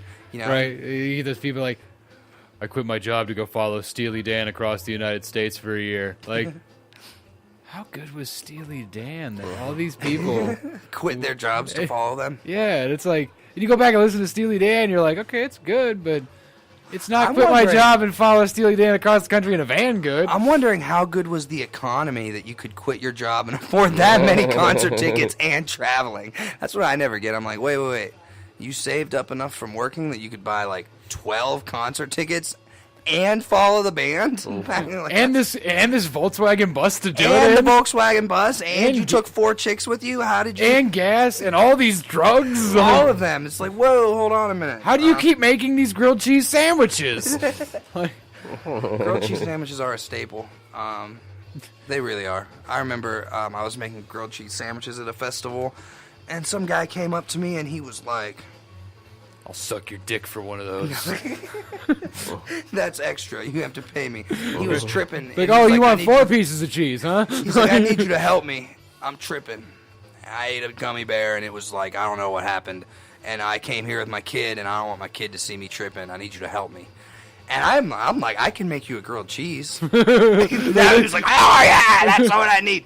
So I'm making. He gives me the $3 or $4. I make him the grilled cheese, hand it to him, and he's like, "What's this?" And I'm like, "That is your grilled cheese, buddy." He was so excited. I don't know what it is about melted cheese and toasty bread and butter, but it just like kicks people off. It is the quintessential comfort food. Yeah. Like, there is not a person out there that can say they don't like grilled cheese. I dare you to find me one, and if you can, I will slap them in the mouth. Yeah, I've never met someone, especially drunk at 3 a.m, that won't eat a grilled cheese sandwich. Right? Like, it's super You could essential. be fried out of your mind like Santana at Woodstock. It'd That's the still be funniest like, story. grilled cheese. The Santana at Woodstock story is probably one of the funniest stories. Oh, we're not supposed to go on ever for get. like 7 more hours. I'm gonna take this acid. You guys are on now! Fuck! like 7 hours would have made much of a difference, you know. Like, Right, yeah. yeah, I, that's a I love hilarious watching story. that video of him playing, simply because you could tell. Yeah, he's freaking out. He's like, Right? oh my god. Like one eye's closed, the other one's bugging the fuck out and rolling around like it's lazy, and he's just playing the fuck out of that guitar, and you're like, He's like, oh my god. I promised to God I would never ever touch anything and again. then the guy comes around the stage, don't take the brown acid, and he's still playing like, what color was the acid I took? And then the Dead, they just did one song at Woodstock. They just did Love Light for the whole set. 4 hours. Yeah, pretty much. They went on after midnight, and they let like all the roadies come up on stage. Everyone got a bongo, and they just did Love Light the whole time. If you ever watch the Grateful Dead set at Woodstock, it's just like, dude. I prefer to watch the Woodstock 99 With Primus, with Primus and Limp Bizkit and ICP and all the bands that, yeah. What about this new Woodstock? Because I agree, like, Primus to me is like the band. Like, if I could see a performance, Primus at Woodstock would have been sick.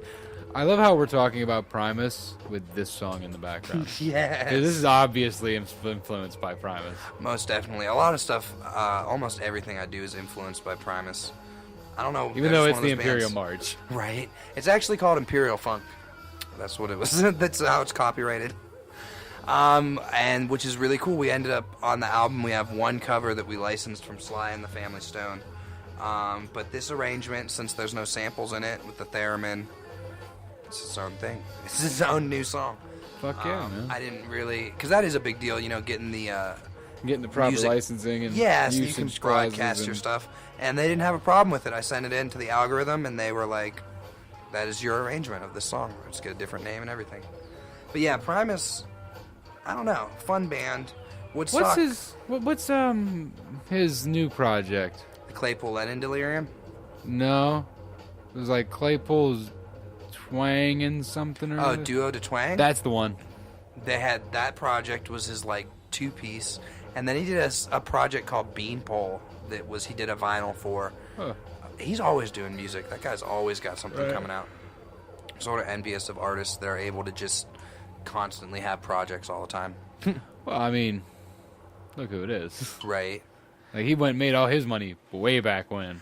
That's true. I always wondered about Primus, and I was listening to Frizzle Fried, and I looked it up, and that album went platinum real quick after it came out. So like close to 10 million copies or something? Les Claypool puts an album out, it goes.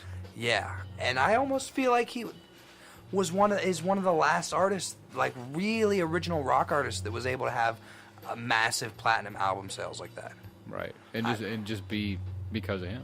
Right? Because even I don't know. Did Like anybody you could else- change the drummer and the guitar player in Primus and nobody will give a fuck. It's always the guitar player is always the same. Lara is always in there. That's the one thing I noticed is Claypool can play with anybody, but the drummer can change because they have Herb and Tim Alexander. I might be the I don't know. There's different nicknames, and then they have Brain Mantia that plays drums with them. But Larry's always on guitar when it's Primus with Les Claypool. But then I've seen Les Claypool do like the Frog Brigade or a dozen different solo projects that are just him and his different drummers. So I always wondered with that band if it was like Les Claypool, it was really Primus, or if the guitar player, because I never see Larry Lalonde in any other projects besides Primus. But yeah, they always get away with. I think it's the being mixture of the weirdest. two that makes what Primus what it is. Because Les Claypool by himself is always going to be amazing, but it's not quite Primus. Right? Yeah, for some reason it just doesn't have that balance. Yeah, like you need that backing guitar Right? And because the bass is obviously the lead. right, Like, right. It's obviously the lead. What do you think of the new Woodstock lineup? I haven't even like looked into it. Oh man, it's weird. It's very weird. It's like, Yeah? oh man, we should almost look it up. It's like Jay-Z It's and like, Coachella. Pussy Riot is on there. The Black Keys were supposed to do it, but I don't think they're going to show up. It's Coachella. Yeah. Which, I mean, some people were trying to defend the lineup by being like, oh, well, Woodstock was originally a pop festival anyways. And then other people are like, this is the worst $700 lineup I've ever seen in my life. Yeah, I think that's why I didn't even bother looking at any of it, because the ticket was that much, and I went, there's no way you could justify this concert to me anymore. Yeah. You could bring Tupac back to life for this show, and it's not worth $700.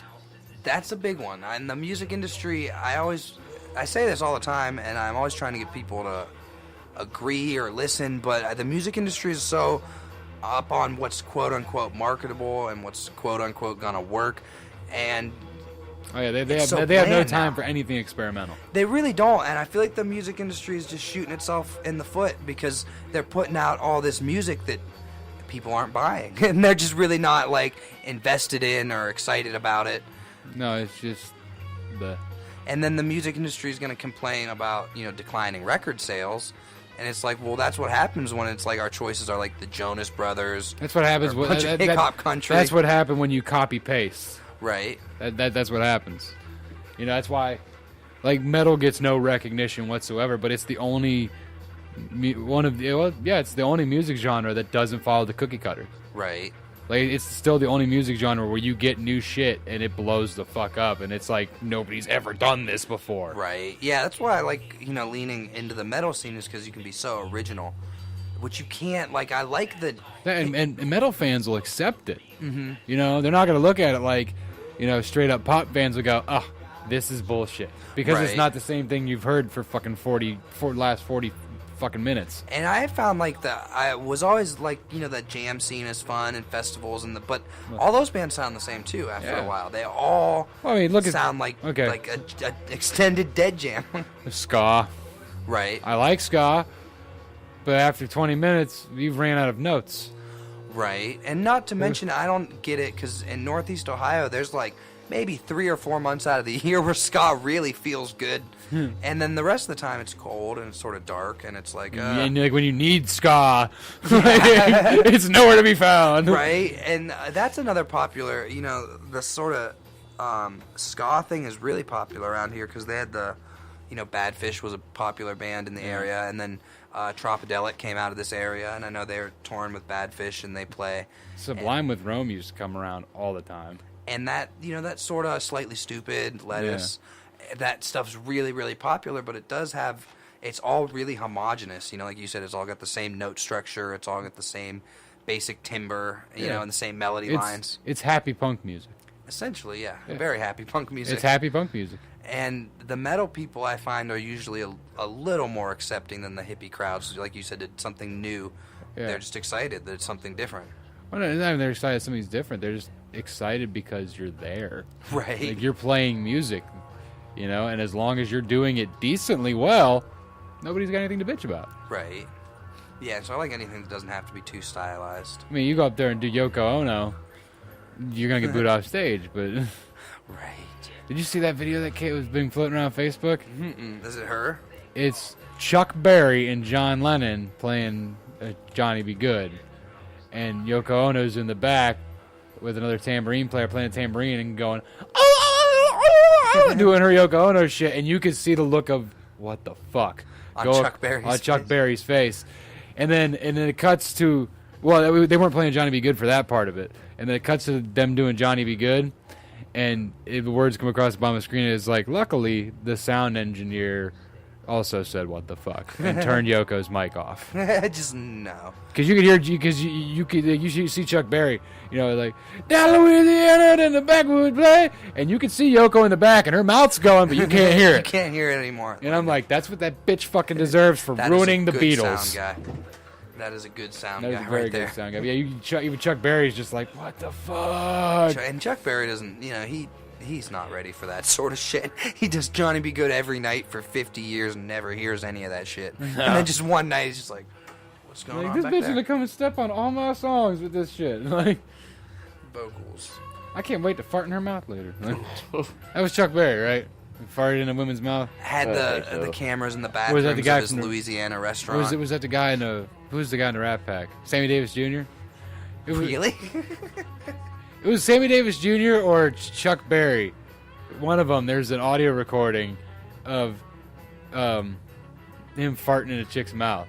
Wow. A record? No, like it's like you hear it, just like, yeah, just get your face up in it. Yeah, lick it. And then you hear, and she's like, and he goes, yeah. And you're like, this motherfucker's having this chick eat his asshole, and he just farted in her mouth, and he's like, yeah. I've never heard Dude, that story before. I can't remember who. I heard it on the radio. They talked about it on Bob and Tom and Rover and all the other morning fucking talk shows for like 3 solid days. They're just like, did you hear? Like play the audio again. Yeah. And you're like, what the fuck? Like, it was so good. Good old Chuck Berry. Yeah, he got in trouble a couple of times. Who didn't? Dean Martin, that's who. I think that this conversation's pretty appropriate right now. That's exactly what you want to be talking about. I'm good. Like I said, I will talk about just about anything. I feels it. So we have had. That's been an awesome night. We've been going for 2 hours solid now, talking about your wonderful music and random nonsense. Random nonsense is fun. Random Nonsense opening for Don Dante and the Inferno at the Agora next week. No, they're not. Please don't try and buy tickets to that. Is there a band called Random Nonsense? No, but there should be. The Agora. That's an Alan Cox show bit. You ever listen to the Alan Cox show? 100.7 WMMS out of Cleveland. Yeah, it's their afternoon talk show, the Alan Cox show, and somebody will say something like Random Nonsense or like. It was an explosive defecation. It'll go, explosive defecation opening for Hatebreed at the Agora this weekend. Just coming up with a random term. The Agora is an interesting venue. They just remodeled it. Yeah. I haven't seen it since the remodel. It's nice. It doesn't look. They remodeled it really well. It doesn't look like a new venue. It still has the classic feel. They that it just had fixed before. all the shit. Yeah, I think because they put a lot of money into the remodel, and they must have done a lot to the structure of it because it looked clean, but it didn't look like I didn't see anything different. So I'm like, oh, they must have really fixed up the pipes and like fixed up, Re-supported the balcony. Yeah, Because I remember being in front row at shows and turning around and looking at that balcony and watching it bow and being like, oh, and being like no. that. There's a fire exit in front of me somewhere, right? Like, right. Yeah, that venue. I've been to a couple of shows there where it's a little bit more packed than you want it to be. We went to Mushroom Head's Halloween. It was capacity. Holy fuck! Yeah, when I saw Clutch do their New Year's show there, it was one of those where it was like really packed. Yeah. Which I love the Agora. That and Peabody's. Peabody's used to be cool. That was a cool venue. R.I.P. Peabody's. Right. Yeah, for real. Peabody's was dope. Oh, I had something to say that was funny and I forgot what it was. Oh well, I'm sure I'll think of something else. Brain holes, that time of the night. I'm gonna start a band called Random Nonsense. And it's just gonna be me hitting terrible notes and saying random things into a microphone. And I'll open up for John every night. That'd be cool. Get the crowd all nice and pissed off before he comes up.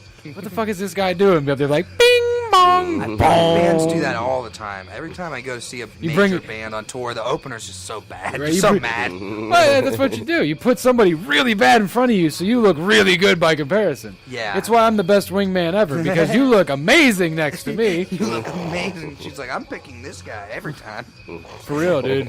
Like, when I was going to college in Pittsburgh, we would go out and, like, my dudes would be trying to talk up a chick or something, and they just wouldn't be into it. And I'd just come walking over and just be a giant tool. And they'd be like, I'm sorry about my friend. And then now they're the cool guy. Right. Right? You know? That's the way you need to do it. That's a good Right. one, man. Oh, yeah, Takes just- one for the team. I'll neg myself into oblivion. Let's do it. Like, I'm the most self-deprecating fucker you ever met. Like, Bringing it down. Yep. This is an old cut right here. It's like the first song I ever recorded. I was like 14. So you can still hit the high notes. Still, I was really into Bob Dylan, and I played this Oh, song fucking Bob. for one of like my teachers at school, and he was like, "You sound like you're fucking. What are you stoned? You know, You were like, yeah, I'm what is this? 14. What are you doing? Like, why?" And it was I was really into like Ween and Bob Dylan and all those really cool. When you listen to Bob Dylan. about Bob Dylan. I can't even make fun of myself over top of myself already doing a Bob Dylan. This is it. Self-deprecation inception. He stole the title. Son of a bitch. Yeah, this was like the first song I ever wrote and recorded, and it was on. I threw it on like our first demo, so we'd have like a 5th or 6th song, you know. Oh yeah. It's well put together. Thanks. It was I think it's aged well. I think it's aged well. It's like a fine wine or a dog turd. Dog turds age really well. They do. They get less smelly and harder and less Right? brown. Exactly. Get more They palatable. dehydrate, and you can just kind of crush it down into the carpet, and it just becomes a powder. And then eventually your wife comes along and vacuums it up. Right. And then she goes, "Why does it smell like shit in here now?" And then you go, "Oh, I crushed a dog turd down into the carpet." She goes, "Why was a dog turd long enough, sitting on the floor long enough to, be able to be broke down into the carpet like that?" And then I'm a lazy piece of shit. And then she punches you in the eye, and then there's just a divorce attorney, and you got to figure out where the kids are gonna go in the summer. And it's a whole big fucking thing. So just don't crush dog turds into the fucking carpet. Yeah, pick them up while they're not while they're fresh. You do have to wait. There's a because if you try and get a dog turd, as soon as it hits the carpet, it all stays there. It all stays in the fibers. You just like do this, and it wipes in, and you're like, damn it. So you really gotta wait. I think it depends on your dog's diet at that point. Yeah, I know. Because Like real fresh though, you gotta wait at least 3 minutes. No, You can't- I've watched my dog shit on the floor and then instantly picked it up, but that was Instantly, did you get a napkin or just give me that? Put it back. toilet paper. Yeah, but like the day, because we'll go one day they get just dry food, the next day they get dry food camp food mix, and the next day they get dry food. The day after they get the wet food, I'm not getting it off the floor. Like even on the hardwood, it's a hard cleanup. The days they only get the dry food, I can pick it up and there's not even a film on the ground. Like Totally good to go. Yeah. The joys of pet ownership. That's what my. I have a lot of friends pets, man. say. How many do you have? 6. That's a lot of pets. I have 2 dogs, 2 cats, a snapping turtle, and a ball python. Where'd you get the snapping turtle? Did you catch it? I was walking through the workshop at work, and I looked down, and I went, "Hey, that's a weird-looking rock." And I went, "Hey, that weird-looking rock's moving." And I picked it up, and it was this little tiny turtle about the size of a 50-cent piece. About that big. And I went, "Oh, you're covered in mud." I took him and I cleaned him off in a bucket with some water and a little, like, old toothbrush we had laying around for cleaning off shit. "Oh, you're a snapping turtle. I've always wanted one of you. Let's go home." I put him in a little bucket with some water and a rock to sit on, and I took him home, and then I put him in a little fish tank, and I'm watching him swim around the fish tank, and I noticed he still had the yolk sac attached to his stomach. He had just hatched when I found him. Wow. And he had a 90-degree kink in his tail, which has become a 45-degree kink in his tail. But it's a birth defect that only 1 in 7,000 get. Wow. And they never survive because they get hung up on the plants, get into the water, and birds eat them. Oh wow! So you actually did him a favor by keeping him. Every animal I have except for the snake is a rescue. Nice. Like the cats are litter mate brothers. They came out of the same garage at my friend's house. We adopted my little dog Riot off of a friend of ours because they just couldn't handle having that small of a dog, Right. plus their larger dog. We rescued my other dog Daisy from Paws to Adopt. I got the Snapper. The only one we actually bought was the snake, and I've had the snake longer than I've had my youngest child. Wow. My youngest child's 8, Wow. How old's the snake? 9. Nice. Yeah, I just have cats. My sister has a dog, which I help watch sometimes. There's a little Chihuahua. And it's my other sister. I don't actually own any pets of my own. I just help other people because I don't want to like have a pet and then go do a bunch of shows and then not get to see it or something. Well, that's why like reptiles are your best friend in that situation because, like the snake, it's not that we forget to feed it. It's just we feed him once every 3 weeks to a month. And then he shits 4 days later, and you clean it up, and you make sure his water dish stays full. And that's it. That's it. I mean, you pick him up and handle him and shit, but They're just mainly chilling. yeah, he just chills. Nice. And it's the same thing with the snapping turtle. I throw some pellets at him. He's good. Once a week, I get him a mouse or a frog or some goldfish or something. Throw him in there and just watch him brutalize it, and we move on with our day. Yeah, that's the one thing I have seen about people that have snapping turtles is They're they're dinosaurs. they're legitimate dinosaurs. They haven't changed in millions of years. Yeah. They're right there with crocodiles and sharks. They have Yeah. not fucking changed. That's one of the scariest things is seeing the Snapping turtles feed. It's like something from Star Wars, man. You're watch like, it oh, once a week. Wow. I watch it all the time. It's great. It's rough, dude. Right. Because they'll drown it first. Yeah. Like a guy, I'll give him a mouse, and it'll swim, and he'll just thunk and grab it and just hold it under. and just hold it under, and you'll watch that mouse drown, and then he starts adjusting it in his mouth, and their claws aren't really good for it. They don't have arm strength to be able to do anything but like dig. Yeah. They can But barely he'll get a crawl. claw hooked in, and that big neck will fucking jerk to the side, and back end of that mouse is hung up on his fucking claws. It just takes the rest It with just the back end goes floating that way, and he chomps down the head, and then he goes and finds the other half and eats that. That's the cool. That's what That's why is the interesting thing about having reptiles is that you have your own Jurassic Park in your like living Right. room. And it's fucked up too because it's like he knows they're smarter than you think too. Like, because like with Moses, that's my snapping turtle. My reptiles have biblical names. Nice. My snapping turtle is Moses because that literally means from the water, and then the snake is Malachi. I'll let you infer what you will. But yeah, like if because I like the tank I have for him is like a big fish tank, and I didn't have an actual fish tank lid for it, so I just made one out of plywood and some screen. If I just slide it halfway off, he knows he's getting fed, and he'll try and climb out the fucking tank and get at me, and I'll throw him some food, and he'll sink back in the water and start chomping away at it. If I take the lid all the way off, wherever he's at, he'll just sink down to the bottom and suck his head in because he knows he's coming out because the tank's getting cleaned. Right. And he's Interesting. never once tried to bite me. Nice. Like if I put my finger on the outside of the glass, he might snap at it. But he knows. He's you. never turned on me. Nice. He's never tried to like come around and get me. And I just reach in there and pick him up, and Yeah, because like I'll put him in the tub with no water, and he'll just hang out for a little bit so I can kind of scrub the shell off and get the gunk off of him a little. He never tries to turn and get me. I patted him on the head.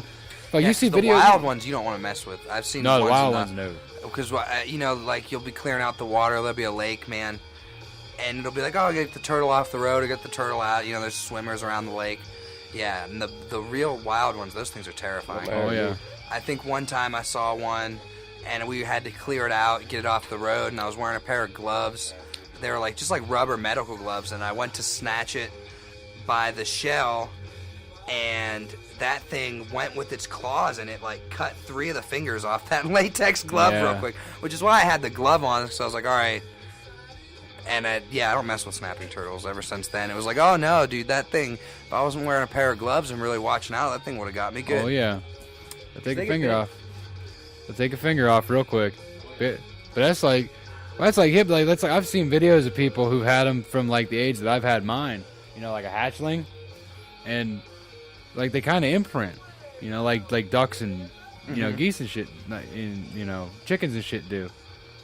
And there was a guy I saw. He was like, you can socialize it and have this animal not want to attack you in any way, shape, or form, as he's holding one like a football and scratching under its chin. And it was all about Its it. eyes were closed and its neck was all the way extended, and it was just hanging out, getting rubbed down. Right. And That like, always- and then I'm like, how the fuck is he doing that? Right, because you wouldn't do that with yours, Not yet.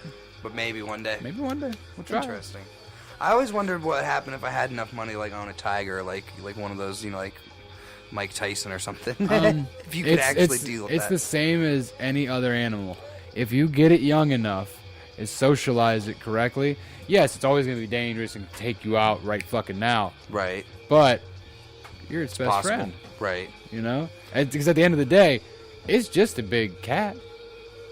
It's just a cat that's capable of eating you. Yeah, just a cat that could take you out in a Like your swing. house cats. If it could, it If probably would. if you died and nobody found you for a week, Oh, they'd yeah. eat you. Yeah. But they can't kill you. The tiger can kill you if he's hungry. Right. Like Yeah, even Siegfried and Roy. they knew they those beat tigers. the fuck out of those tigers. That's why they got on them, Yeah. because they were show tigers. Well, that because like they would like if the tiger wouldn't move fast enough, they'd smack it. He smacked that tiger one too many fucking times. That motherfucker turned around and took his face off. Yeah, that was a big one. So I never know. Like, I feel like I'd like pets that are small enough to not challenge my authority as their owner. I want a pet that I can kill with one squeeze of my hand if I have to. No, not like a hamster. Nothing that small. Like nothing that's afraid when I hold it. It's like I've had hamsters or like guinea pigs. I don't like anything that's afraid to get touched by you. Rats are good. Rats are good pets. Like a medium-sized cat that you can chuck across the room if you have to. Cats are resilient. That's Oh, what I yeah. like about cats. If your cat scratches you, I mean, you can give that cat a good 15 or 20 feet to the other side of the room. It's not, they land on their feet. You know, they're fine. And they're just gonna be slightly more pissy with you than they were normally. Slightly, yeah. You know, and cats, dogs. That's the thing about dogs, though. Dogs, you can punch that motherfucker square in the eye, and it's gonna come right back up 2 minutes later and be like, "Do you love me still?" Yeah, I have a harder time with dogs just because I've never raised one from a puppy. It's, And I always feel bad when you have to discipline dogs. You know, with cats, if it pisses you off, you can leave the damn thing outside and you be like, you know what, I'm coming tomorrow. You can get catty with a cat. With a dog, like you said, that like you can't just like leave your dog out Well, like it- hurt his feelings. it depends on the cat, because I've had a lot of cats in my life. At one point in time when I was a kid, we had 8. Nice. Yeah, we had 4 adults and 4 kittens, and they all have different personalities. And all my cats, like my 2 cats now, yeah, they piss me off. You fucking go sleep on the porch, bitch. Like, you know, my porch is enclosed though, because I don't want them outside. Because I've lost cats to roads before, and that's heartbreaking, and I don't want to Right. put my kids through that. But yeah, but my all my other cats, I like, you know, they didn't have that cat attitude. They were just, you know, like, and like, I don't even know. I can't think of the words I want to use to describe it. Like, they didn't have, like, you know, most cats have that like aloofness to them. Right. That's just like They didn't. cattiness. Yeah, like they didn't. Like my 2 cats now, they can be dickheads, but I've never had 2 cats. Like when let me explain to you what happens when I walk in the door. I walk in the door. My older daughters usually sit at the table.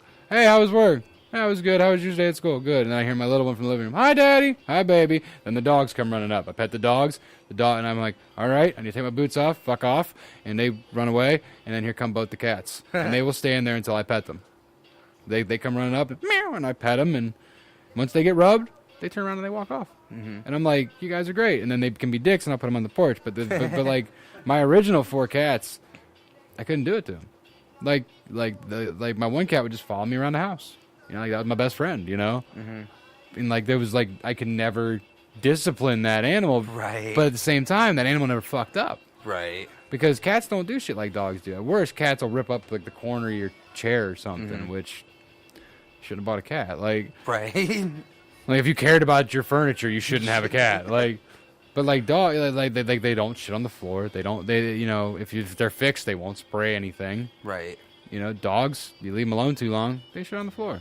They start tearing stuff up. Yeah, They like get into cats. things they shouldn't eat. Yeah, like cats, you can literally just Leave it alone. You can just open the bag of food, leave it open on the floor, put out 2-3 litter boxes full of litter, and just have a big bowl of water and walk off for a week, and they're fine. Yeah, that's what I like about cats is they're independent creatures. And you can train them to shit on the toilet.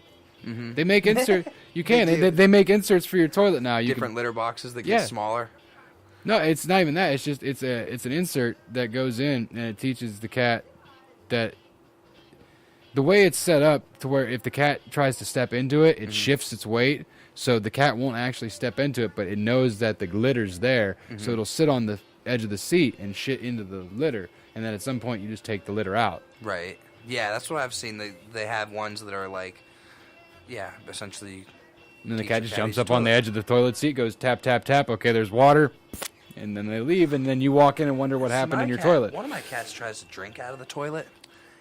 Yeah, like you'll go in the toilet, like nose deep in it, and it'll be like, no, and like he's a dog.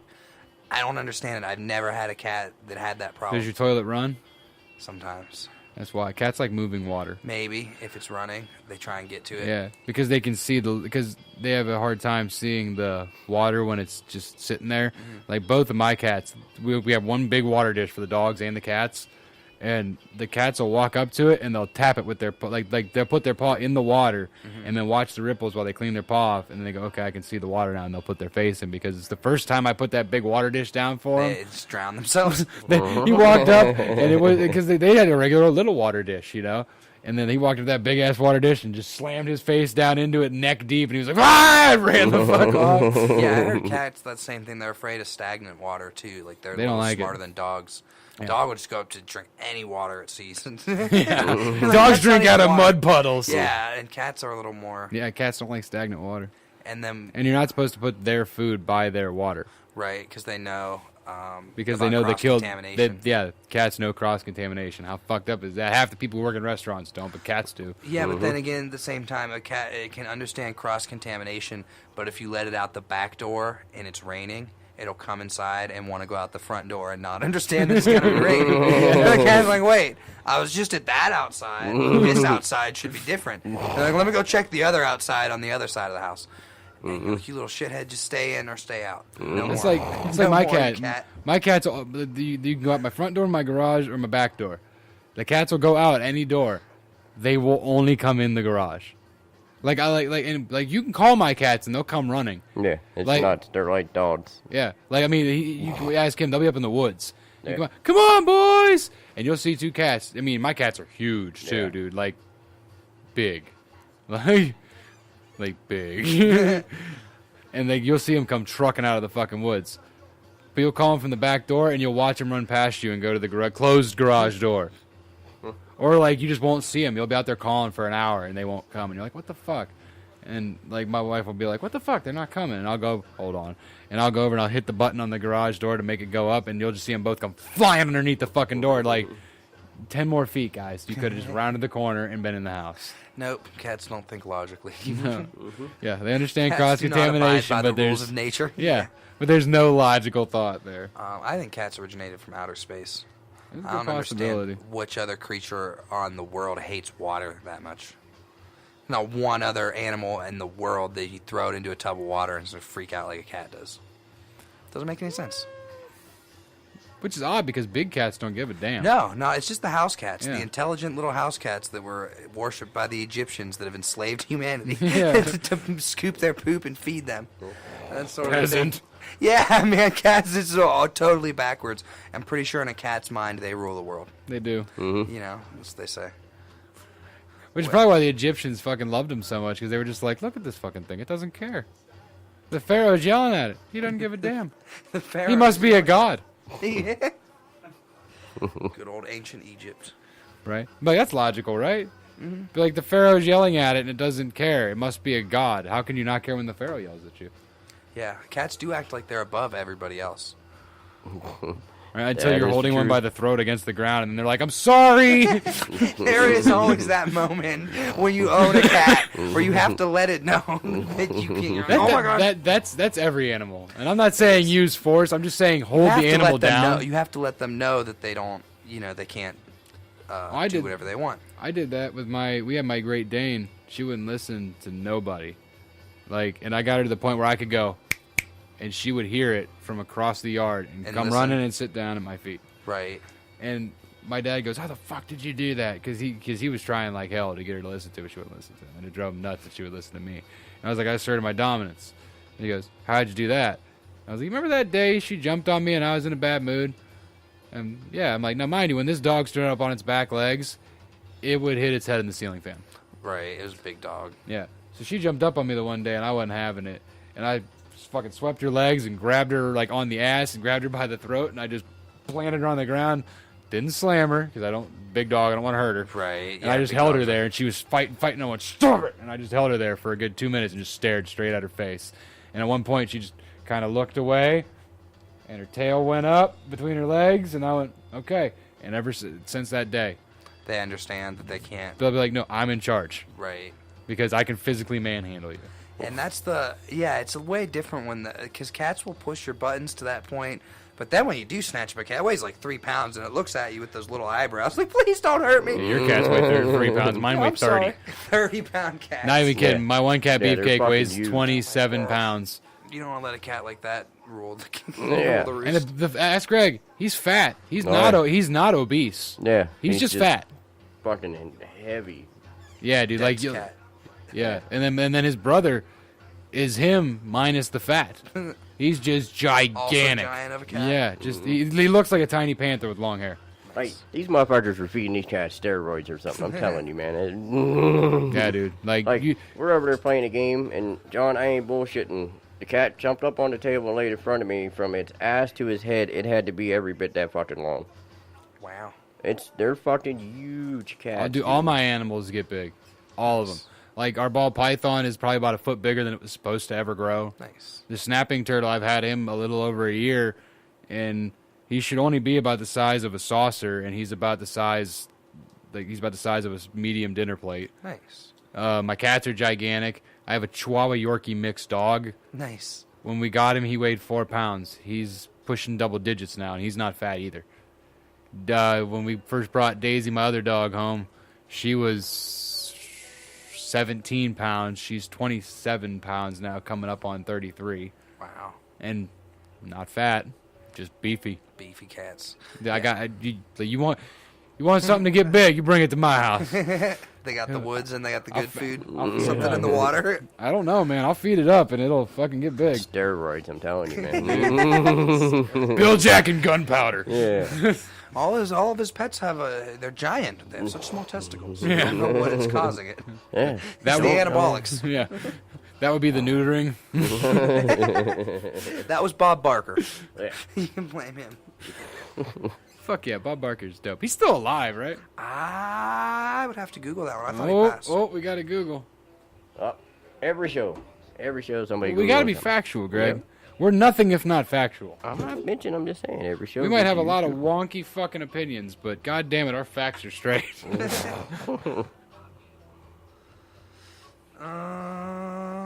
see.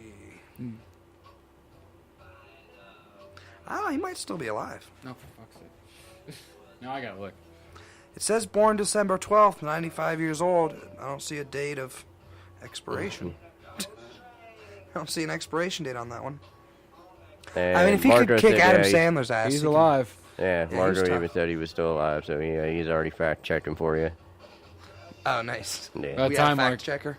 I'm usually the fact checker. usually. The other one's at home tonight, so, he might not be at home, but out and about. Listening in. Yeah. Yeah, like all my critters, they look like they're roided out, and they all listen remarkably well.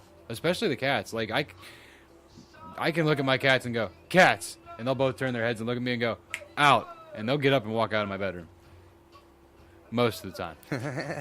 I can look at my dogs, whatever room I'm in, and go, "Dogs out," and they'll leave the room, and not even just be like, "Yep," and they just get up and go. They don't give a fuck why. They'll just get up and Right. leave and go do something else. Right, yeah, I hate when I go to someone's house. Oh, can I pet your cat? Well, my cat doesn't like to be petted. And I'm like, well, it's a 6 pound animal, and it's on your feeding schedule. So My cat doesn't like to be petted. you never had that. You go, can I pet your cat? Wow. No, He because doesn't when I walk enjoy in, company. He no, hates because everybody. you can ask Greg. I walk in the house and be like, "Oh, can I pet your cat?" Well, he doesn't like to get petted. And then they turn around and look at me, and I'm sitting on the floor with the cat in my lap, Right. going, and I'm petting the fuck Rubbing out his of it. belly. Like, that's fucked up. He never likes anybody. Yeah, I'm the same. I always pick up cats. I don't pick him up because I don't want the claws in my chest. I'll take a shot to the hand, but I ain't taking it to the chest. Yeah, I'm the opposite. When I play guitar, when a cat hits me in the finger, I'm like, oh, I was gonna play a riff. I can't do it now. I'd rather have him scratch up my, shirt than my hands. My hands are already busted as fuck as it is, so Not worried about it. no. It happens.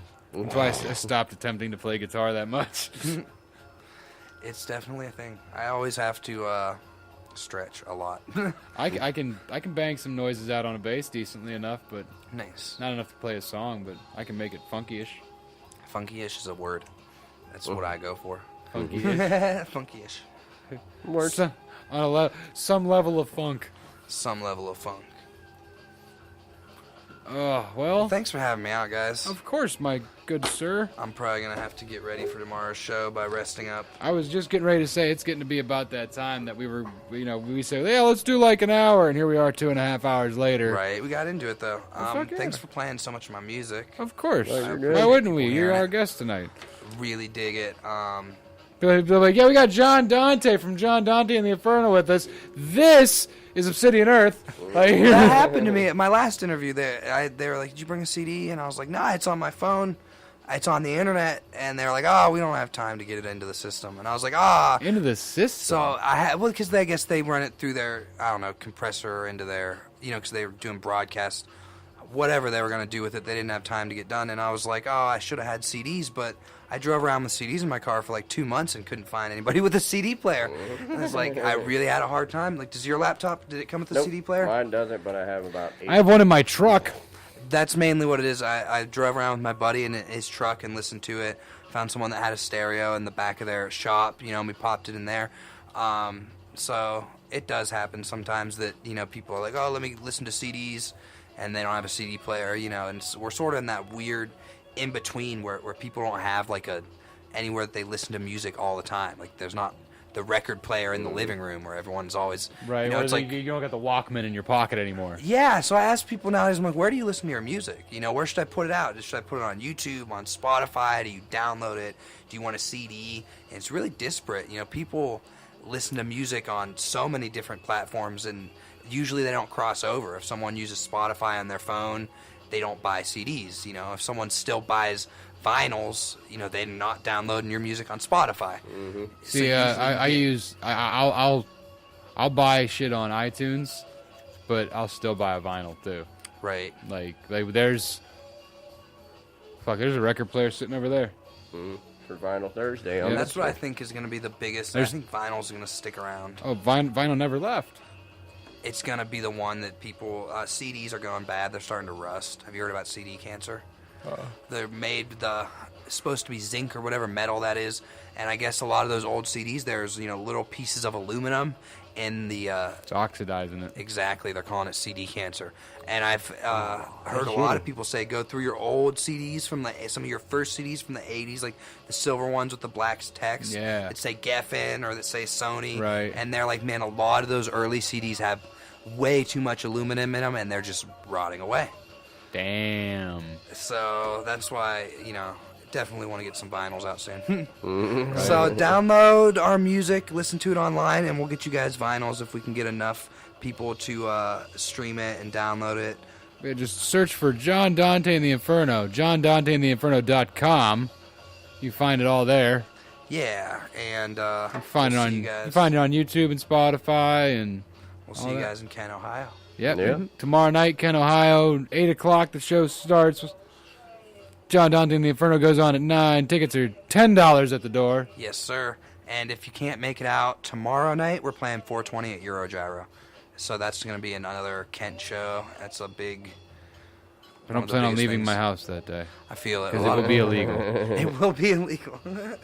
If I get behind the wheel that day, Well, if you can find a designated driver, 420 Eurogyro in Kent, I'll see you guys tomorrow night. Thanks for having me. of course, anytime, sir. Even if you just want to come on one day and be like, I'm bored, Always. get a hold of us. Yeah. We do shows, all the time. Yes, sir. But we're going to wrap it up, guys. Thanks for listening. All right. Good night, y'all. Bye.